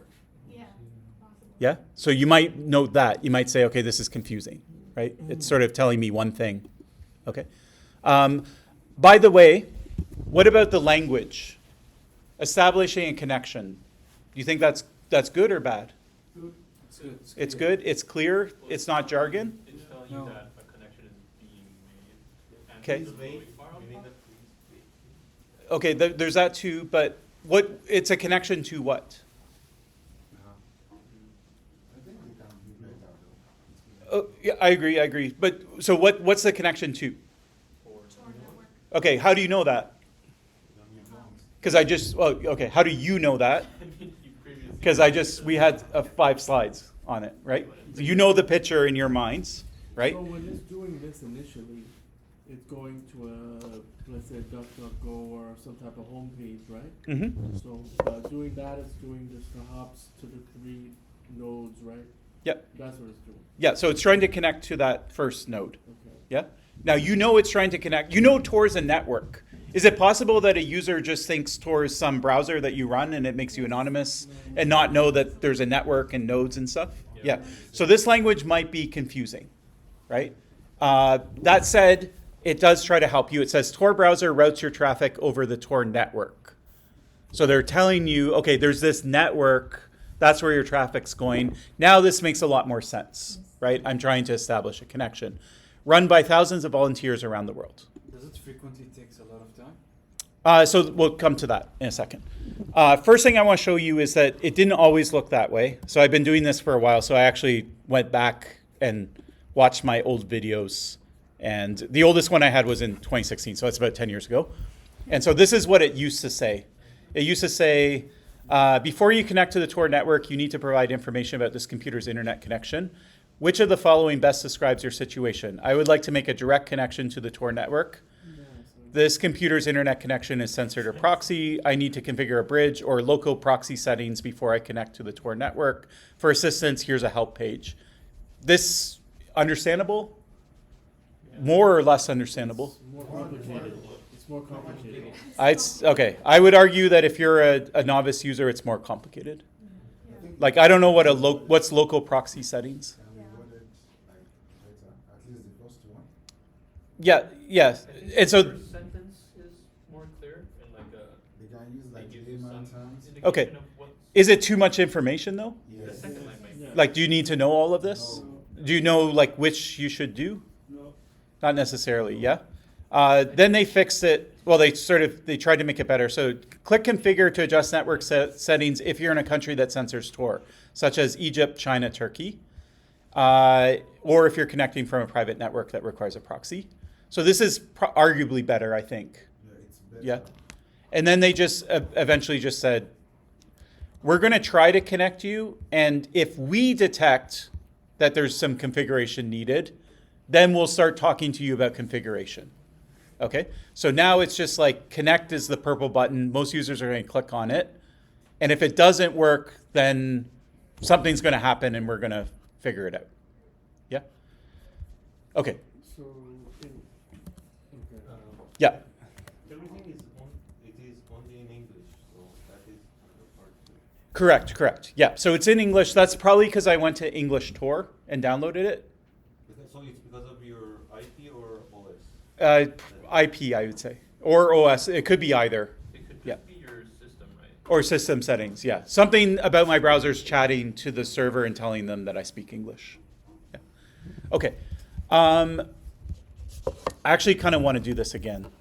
Just be quick.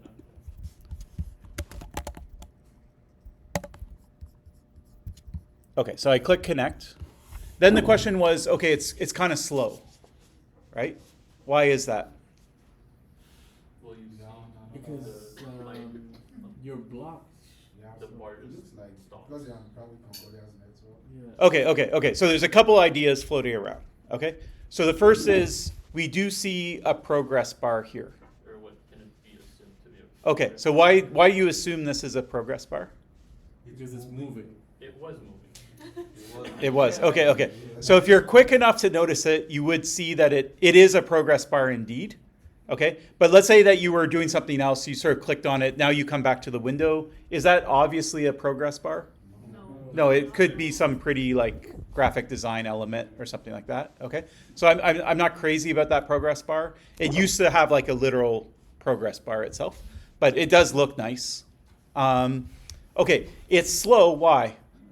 Is it because 1, 2, 3 nodes? It takes a while. I told you it takes a while. Or is this like too slow? Too slow. Okay, and why do you think that? Why would a novice user in this situation, are they thinking, I've heard Tor's slow, this is normal, or are they thinking something weird's going on?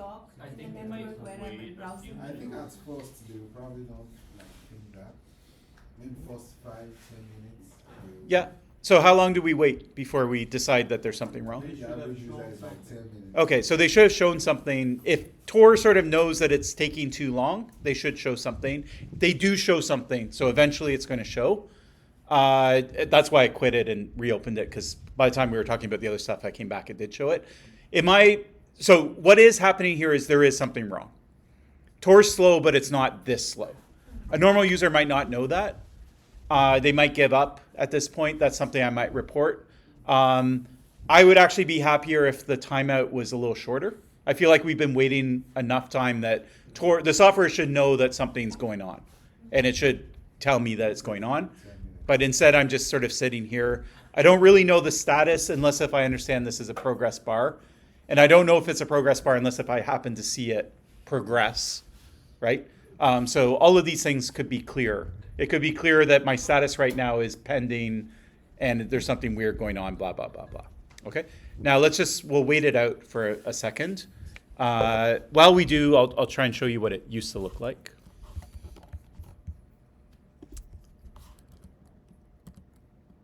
Actually, sorry, I don't have slides for that. I just have slides once we actually connect.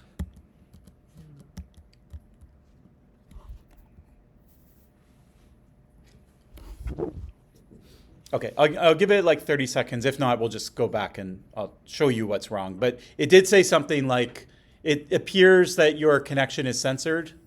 Do you want to try a bridge instead? That's what I remember seeing. But yeah, see if we can get there. Okay, why is this happening? Yeah, it's just blocked. Okay, so who's blocking it? The Concordia. Concordia, the Great Firewall of Concordia is blocking it. Okay, so they don't allow anyone to use Tor. All right. Does that mean we're done now? The cognitive walkthrough is over? No. No. Okay, so how are we going to use Tor? Well, So this is great. It's like we're in China right now. It showed Okay. that Can you do the could. VPNs? You Okay, we could try a VPN. So it that's- showed that you could connect to a bridge. okay, we could try this bridge thing, right? That was the idea. We can Okay. switch the network. Or we could switch the network. Okay, so finally, here's the thing. Okay, so it says Tor browser cannot connect to Tor. If Tor is blocked in your location, trying a bridge may help. Connection Assist can choose one for you using your location, or you can configure your connection manually instead. Connecting to a Tor relay failed, timeout. Okay, so what's the next action that I want to take? Yeah, Can we see the logs? yeah. So this is what it shows you. That's not really. Does it really Yeah, it's not really a log.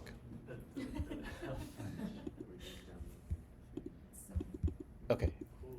All right. Now you made me click on it and I can't go back. I think you just close it, right? I can close it and redo it. But anyways, I think if I click this, it would have been the same effect. Okay. What I like about Tor is it's going to try and find a bridge. And what it's saying is you're not an expert user. So at first, let us try and do it for you. Okay. We're going to just try and do it. It's automatic. You just click the button. Everything works. There is a situation where we're not going to be able to figure it out for you.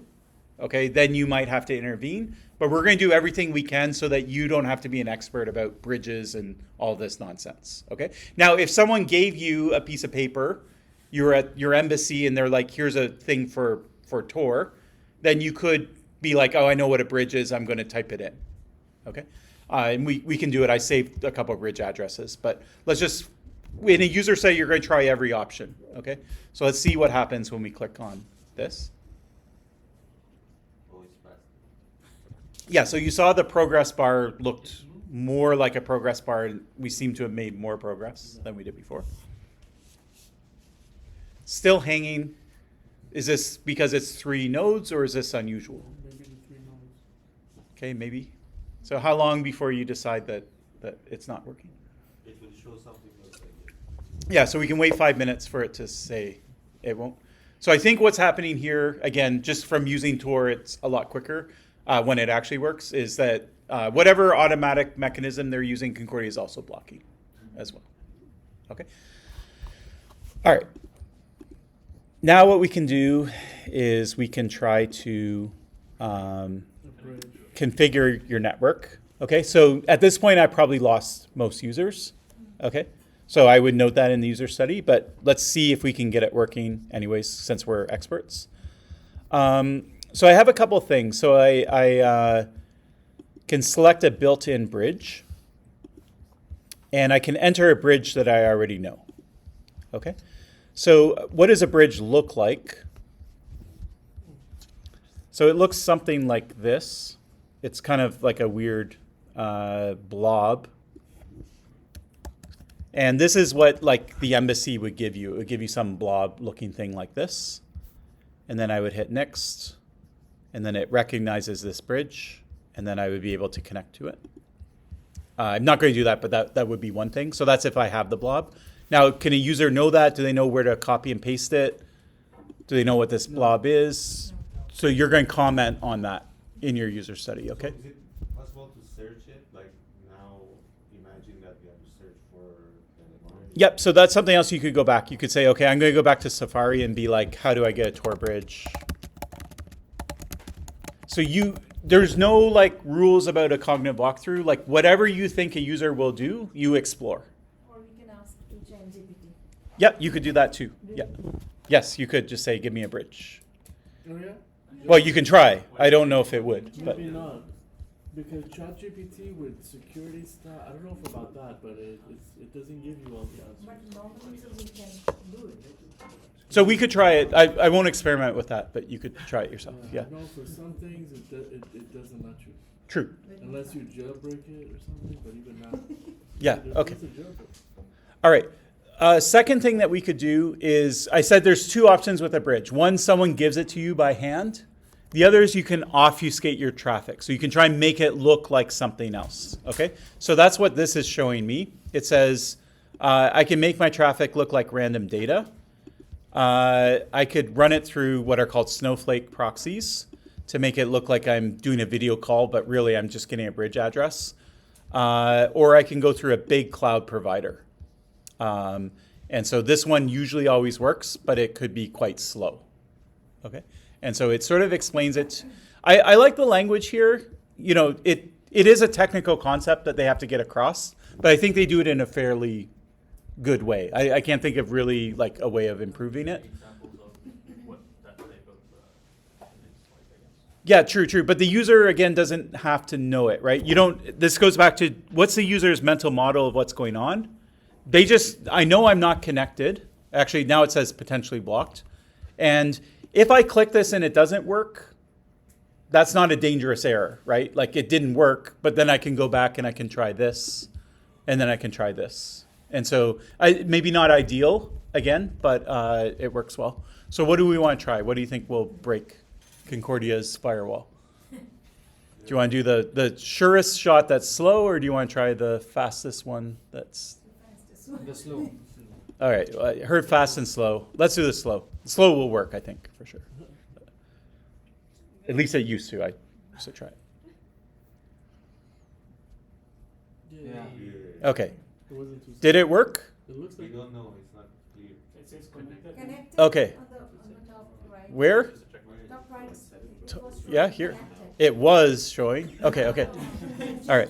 So I put this in the slide because I was able to capture it quick enough. So this is, so they're up here in the bar. Yeah, it shows. It did show the word connected, but it disappears after like 5 seconds. So you blink, you miss it. But I do like that. I wish they would make it permanent. So it would just say connected all the time. What's the reason for that to hide? Don't know. It might be just a browser thing, like it's harder to keep it persistent. I actually don't know what the motivation is. Yeah, it's a good question. Okay, so I'm about to go to google.com. I'm going to hit enter. Is this anonymous? Is my IP address being shown to Google or not? No. I don't know. If you're knowledge, from what we know now, it's supposed to be. Okay. If you're a novice user, And You don't really know. you know, fingers crossed, maybe yes, maybe no. Okay. Well, if you already know to download this, because this isn't default, this is something that, you know, you have to go through certain amounts of steps, like just to get to this point, you would have to at least know that it's meant for privacy, right? True. So you can argue this in your user setting. You're not really gonna Okay. search it for nothing. So this is what you'll bring. So don't settle that debate in your head and then write the settled debate into your report. Take the debate and put it in the report. Right? So some users maybe yes, some users maybe no. Like you just lay it out.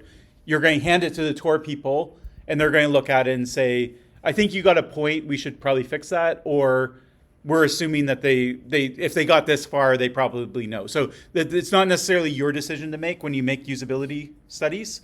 Your job is just to lay everything out for the whoever you're doing it for, and they're the decision maker. Okay? You're just telling them what the decisions are that they can make. Yeah. So if there's any sort of debate about maybe this, maybe not, then put that into the report itself. Okay. So did I go over Tor or not? So if I notice that connected, I might think that I did. Is there any other indicator here that could help?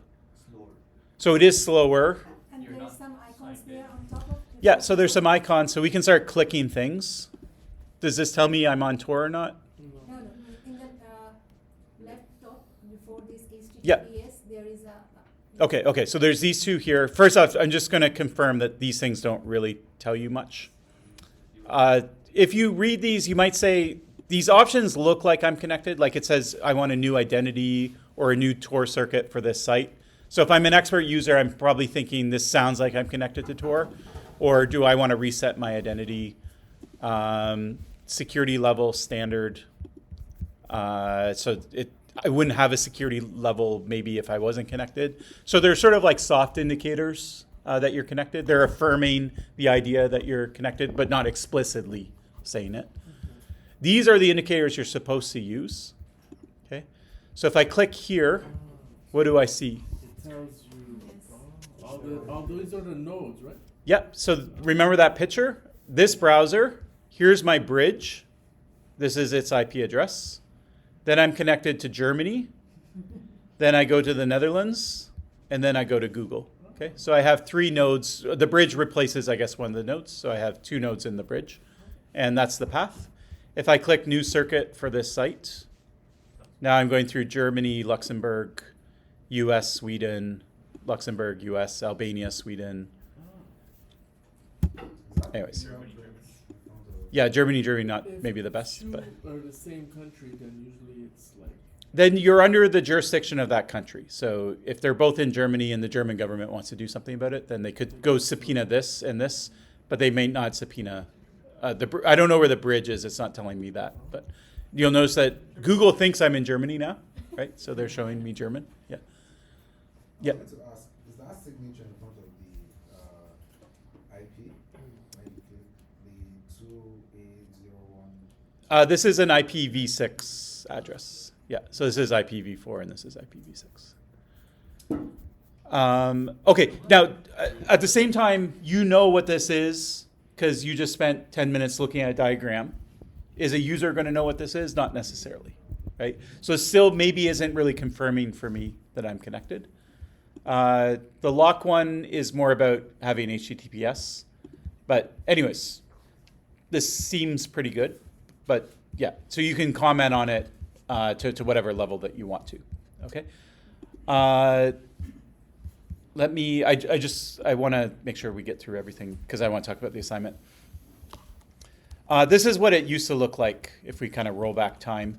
So it used to have this like sort of onion icon, and when you clicked on it, it would sort of show you the same information, and it would show you this. And the thing about the onion icon is if you hovered your mouse but didn't click it, it did say Tor enabled, okay? I like that. I wonder actually if we can try it and see if that still works. I think it actually might. But yeah. So now I hover, it says Tor circuit. That's a little less clear. Okay. My first preference would be to keep that connected persistent. And then if I hover, it could say Tor connected. And then if I click on it up here, it should say Tor connected clearly. And then it can still show me all the information about the circuit. Okay. So I think there's room for improvement on knowing that I am connected. But otherwise, it does a pretty good job of preventing me, if I'm not connected, from doing anything dangerous. Then the indicator sort of shifted. The browser kind of changed. Again, if you hovered, it would say Tor enabled. If you click on it, you would get here. If you click on the onion, you would get these options. And then if you clicked on this info button, it would actually show you the Tor circuit itself. Mm-hmm. It was kind of weird to put it there. You'd think that that information should be here. Then they just piled everything into the lock. So there was one indicator, it was for the lock. And if you clicked on the lock, normally you would expect information about HTTPS here, but it was showing you a bunch of Tor information as well as HTTPS information. And then now they've split it out again. And so you have this sort of circuit looking diagram itself. There was this connected thing, but it didn't actually persist. So it's getting Yep. better at this point. Exactly. Yeah. I do think it improves every year. And sometimes, like, literally I'll say something in a lecture and then they'll fix it, like, the next time. And I have this, like, low, like, conspiracy theory that they actually watch these lectures. And, I mean, if you're a developer at Tor, why not? They're on YouTube, so, like, why not? Exactly. Why not do it? But okay, here's some other questions just to think about. So I'm on Tor. That's great. Now I want to listen to some music, so I open my music app. I start playing a song, if it loads. Is this going to be over Tor? No, Why not? because you're not in Tor. Okay, so Tor it doesn't give my computer an anonymous connection. Just the browser. Just whatever is going in the browser? Okay. Could you think that maybe someone might be confused? They might open the mail. They're like, I have Tor, it's running, it says I'm connected. Yeah, now I'm going to shoot off that email to Harvard, to Concordia with the bomb threat, right? But it doesn't go through Tor. Yeah? Okay, so that's another thing that you might point out. But again, maybe Tor can't really do much about it. They could make it maybe clearer in the browser itself, I'm not sure. But how do I turn it off?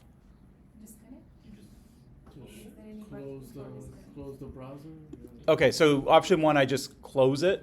Is that gonna like, in a very tidy way, disconnect me, or do I have to like sort of explicitly like pull the plug I think and then I'm not sure how I it's think set that up actually automatically. takes away Yeah, It would that should depend do on it. Okay. defaults, I guess. Okay, the point is we don't know, right? It's not really telling me. I can look here, I don't really see like a disconnect thing. So I can tell you that you just leave the browser, you just close it, quit, or whatever, and then that works. But that's not necessarily clear for the user. There's a complexity of like, do things like JavaScript work? So let's say I go to a website and it starts running JavaScript. Would I care about that? Yeah, so I might, because maybe through JavaScript there's some way to like leak my IP address. And so there are like little glitches, not necessarily with JavaScript, but there are like little ways that your IP address could get leaked doing complicated things on the web. Like what? So Tor tries to shut it down a lot. There's a good website. Let's see if I can find it. I was looking at it actually earlier today. So one of them is called WebRTC, and then the other one is DNS. So this also has... Actually, here's a whole bunch. So you can see a bunch of things, JavaScript, WebGL, the font thing I mentioned, your geolocation API. These are all like little things that might leak you. So you can go to this website in Tor. I clicked on a bunch of them and it wasn't leaking it. But sometimes it might be an implementation flaw or someone realizes there's another path or things like that. So what Tor does is they give you, there was this thing called the security level. And so they give you kind of like different security levels. So standard is like, basically the web's going to work the way you want it to work. If I'm really paranoid, I can do safest. It's going to disable all JavaScript. It's going to disable fonts and things like that, Then you HTML. won't be able to go on certain websites. Yeah, but then I go to a website and it just doesn't work, right? So let me, I'll take the question, but But in the, sometimes I think even in the standard, it warns you if something is like malicious that might be loaded in JavaScript or something. possible, yeah. I've Yeah. seen that. So I'm going to try to go to, oh yeah, I have to connect, sorry. Yeah. I'll try and go to Concordia and just see if it works on the safest setting to see what it looks like. But yeah. So the JavaScript is loaded on the website, right? Yeah, so how does JavaScript work? So that's a good question. Yeah. It's front end.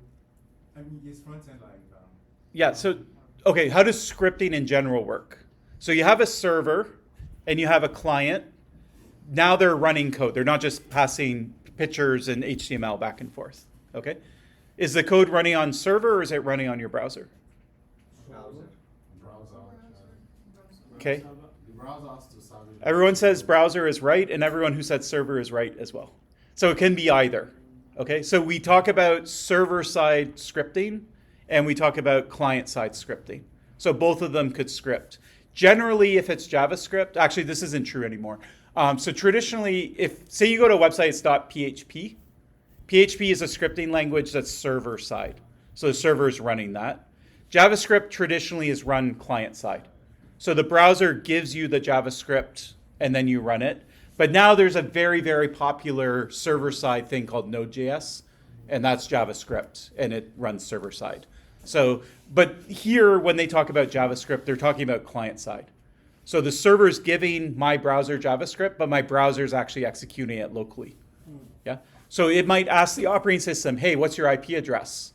My operating system tells it, then it phones it home. That's the kind of leak you have to worry about. Now, JavaScript, it's not that simple. You can't just do that in JavaScript, but those are the kinds of things you have to be careful about. There's also like, yeah, stuff like beef. You heard of that? No. It's a Kali Linux tool that you could inject JavaScript, and then if it loads in the person's browser, you can get a lot of information and do a lot of exploits on. I see. Like, you could access their webcam, etc. Yeah. There's like packages like that. Yeah. It's just like one JavaScript like line. And Got it. It links to that software. Nice. This is Concordia, by the way, on the most secure mode. So Concordia actually still supports, but you can see it's not as like sort of feature rich as the normal one. It's basically just straight HTML, but they recognized that my browser looked funny and they were able to make the website work anyways. So that's good on Concordia. But, what else did I want to say? Oh yeah, so let's go to an Onion site, right? So I couldn't go to this in Safari because it didn't work. But now that I have Tor installed, I should be able to go to this website and it should take me to Facebook.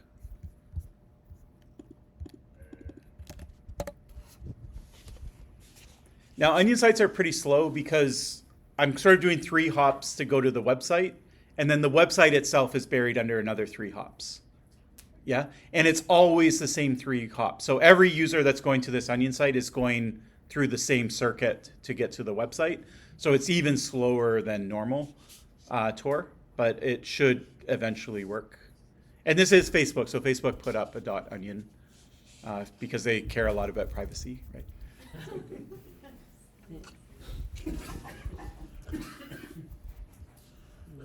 All right, we'll try and let that load in the background.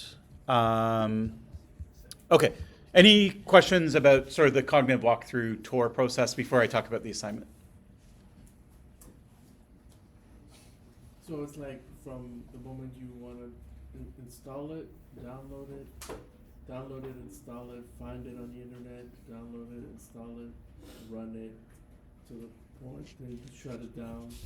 Yep. All of those steps. So it actually goes back to how you define the core tasks. So because I define them starting with install and configure, then that's why I ran it through. I tried to run through these 4 core tasks. But you might decide that installation's trivial, it doesn't need to be a core task, or it's sort of up to you designing it. Or the company you're working for tells you what they think the core tasks are. Okay.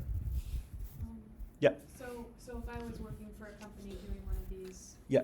I would define the core tasks based on logically what made sense. Perhaps. to the user. Yeah. But I wouldn't define the G1, G2, like those are standardized. Correct. Yes, yeah. So you would come up, or the company would give you the core tasks, but it would be local to the company itself. Every company would have a different set of core tasks, but the guidelines are universal, and you could augment them maybe if you feel like it's missing something, but generally speaking, yeah. They're pretty good and they work. Again, you don't see security here a lot. It talks about errors, right? But it could be used for anything, more or less. Okay, so here we go. We finally made it to Facebook.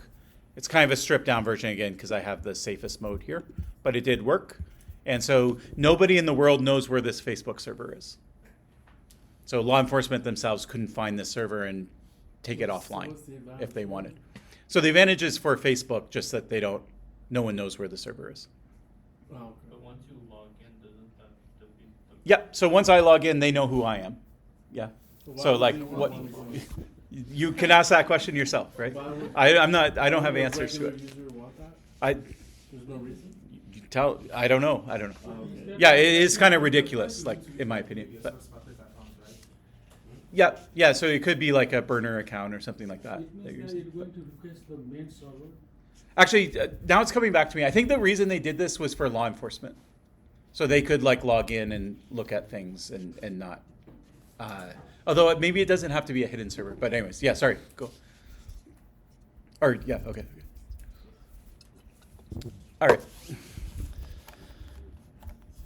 Okay, we'll talk about the assignment quickly.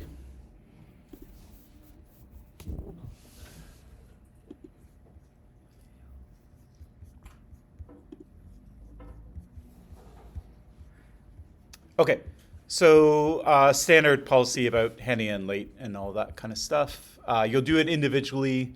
You'll put it in PDF. You'll upload it through Moodle. Okay, so what you're going to do is just the cognitive walkthrough that we just saw. What you're going to do is you're going to do a study of one of these 2 things. Okay, so there's something called Ghostery. There's a paid version. Don't do the paid version. Just use the free version. I would recommend doing Ghostery because it's the most feature rich. You'll have lots of stuff to talk about from a usability perspective. It's a browser, right? It's an extension to a browser. Okay. There's also a free version. It's from EFF, who also make Tor, or they're kind of the foundation behind Tor. This one's like less feature rich. The reason I have two is just maybe you want to use free software as opposed to some corporate thing. Or I'm always worried too that Ghost 3 one day will get rid of their free version. And now I don't want students to feel like they have to spend $30 to do an assignment. So this will be free forever. So my recommendation is try Ghost 3. If it's still free, it was as of last term, then, and you don't object to using corporate software, then go for it. But if you want to use Privacy Badger instead, that's fine too. Okay. You will need a browser that's compatible, so like Chrome or Firefox or something like that to do the assignment. Apologies if you don't have that installed. You can uninstall it after the assignment. And don't do both. So just choose one or the other and just do it. Okay? Okay, what does this thing do? What it does is it has something to do with cookies. So you haven't learned about cookies, but part of the project, part of doing usability study is to be a dual expert. Okay, so you're going to have to learn a little bit about how cookies work in order to be able to figure out what this is doing for you. But the main idea is it's going to show you everyone that tracks you when you go to a website. So you go to Concordia's website, you might not know that Google and TikTok are tracking you when you're at Concordia's website. And so what this extension is going to do is it's going to try and show it to you in a user-friendly format. Okay, so put yourselves in the shoes again of an everyday user. This isn't a developer tool. This is something that everyone's supposed to use. And then it will give you some control. You could say, actually, I don't like that TikTok is tracking me on Concordia. Can I just remove TikTok without removing everything else? And so it's going to give you control over that type of stuff. Okay? So it's very similar to Tor. It's another browser tool. It's about privacy and anonymity, but it's not exactly Tor. It's something slightly different. Okay? So what you'll do for the assignment itself, besides learning how it works and what it's doing, is I want 7 core tasks. Okay, so you'll, in 3 sentences or so, you'll just say what the core tasks are, task 1, task 2, task 3, to 7. You can also just say like why you think it's a core task. Like it's not some weird task that most users wouldn't want to do. Just give some justification of like, it's a pretty obvious thing that users are going to want to do if they install this. Then of the 7, choose 3. Okay, so it's your choice. Try and make them good ones. You want to have a report that's like long enough, so don't pick something that you can say in 2 sentences. So try and pick 3 sort of substantial core tasks, and then you're going to do the walkthrough of those 3 core tasks. Okay, so you're going to do it. You're going to tell me what you're seeing. You're going to tell me step by step. You're going to tell me any violations of any of the guidelines. If there's things that you think it does really well, you're going to tell me. If you think some users will get confused and some won't, you'll tell me, okay, and it's all just written up with reference to G3. I keep saying you'll tell me that we have a TA, so the TA is going to mark it, but you'll tell her what it is. And you can use the guidelines, the 8 guidelines that we had. If you want to add new ones, you can, but I wouldn't recommend doing that. So we stick to the 8 guidelines? Yeah, so I recommend just sticking to the 8. I wouldn't overthink that. You also, for the 3 that you choose, just give 1 sentence of why you're choosing it. Like just like basically it's something a lot of users would want to do, or it's something that's not so simple. It doesn't have to be a complicated reason. Okay? And try and limit yourself, or don't limit yourself to 1 page for each core task. So 1 page for core task 1, 2, and 3. If one's a little longer than a page and one's a little shorter, that's fine. But I don't want the TA to have to read more than 1 page. If you want screenshots, they take up a lot of space. And so you can have screenshots, but I don't want excessive screenshots, okay? So try and keep your screenshots to an extra page itself. They can be sprinkled throughout, but if you sort of added up how much space they're taking, think of like kind of a page. When do you use a screenshot? Use it when it's simpler to just show it. Like they say, a picture is worth 1,000 words, right? Sometimes I can just tell you in words what it says, and it takes less space to just tell you what I'm looking at. Other times, like say it's in like that progress bar. That's like kind of hard to like describe. I could try to describe it, but if I just show it to you, like I'm trying to convince you that it doesn't look like a normal progress bar. It could be confused as some graphical design element. So a picture in that case would be very appropriate because you'll see it and you'll be like, okay, I get it. But other things like I see the message and the message says this. I don't need a screenshot of that. You can just write out what the message is. Okay. So use your judgment. We're not like nitpicking about little details when we mark it. We just want to see that, you have a good effort trying to put this together. Okay. Questions about the assignment or about cognitive walkthroughs or about Three Tor? core tasks, each core task, 1 page, right? Yeah. For question number 2. Yeah. So defining the core tasks is step 1, and then step 2 will be actually doing the walkthrough of the core tasks, and then it's sort of like 1 page. Think of 1 page per core task. Yeah. Professor, if we run 3 different VPN on 3 different servers, so we basically doing a thing that Tor does. Yeah. Okay, and if we run a 3 VPN, then we want to listen to music. Yeah. Then it's gonna be. Correct. Yeah. So VPNs will hook into your operating system. So because it's running at the OS level, your OS is going to route all web traffic through the VPN. Whereas with Tor, it's just routing that browser through it. By the way, if you want to run Tor at the OS level, you can. So Tor browser is one solution that Tor has, but they have other solutions as well. They're not as user-friendly as the Tor browser, but you can get it running at the OS level if you want, and then everything is going to go over Tor. Yeah. Other And questions? This is like single space, double space. Doesn't matter, just use judgment. Yeah. Probably just like single space default word template. Yeah. All right, good. I'll see you all next week. Thank you, sir. Yeah, of course.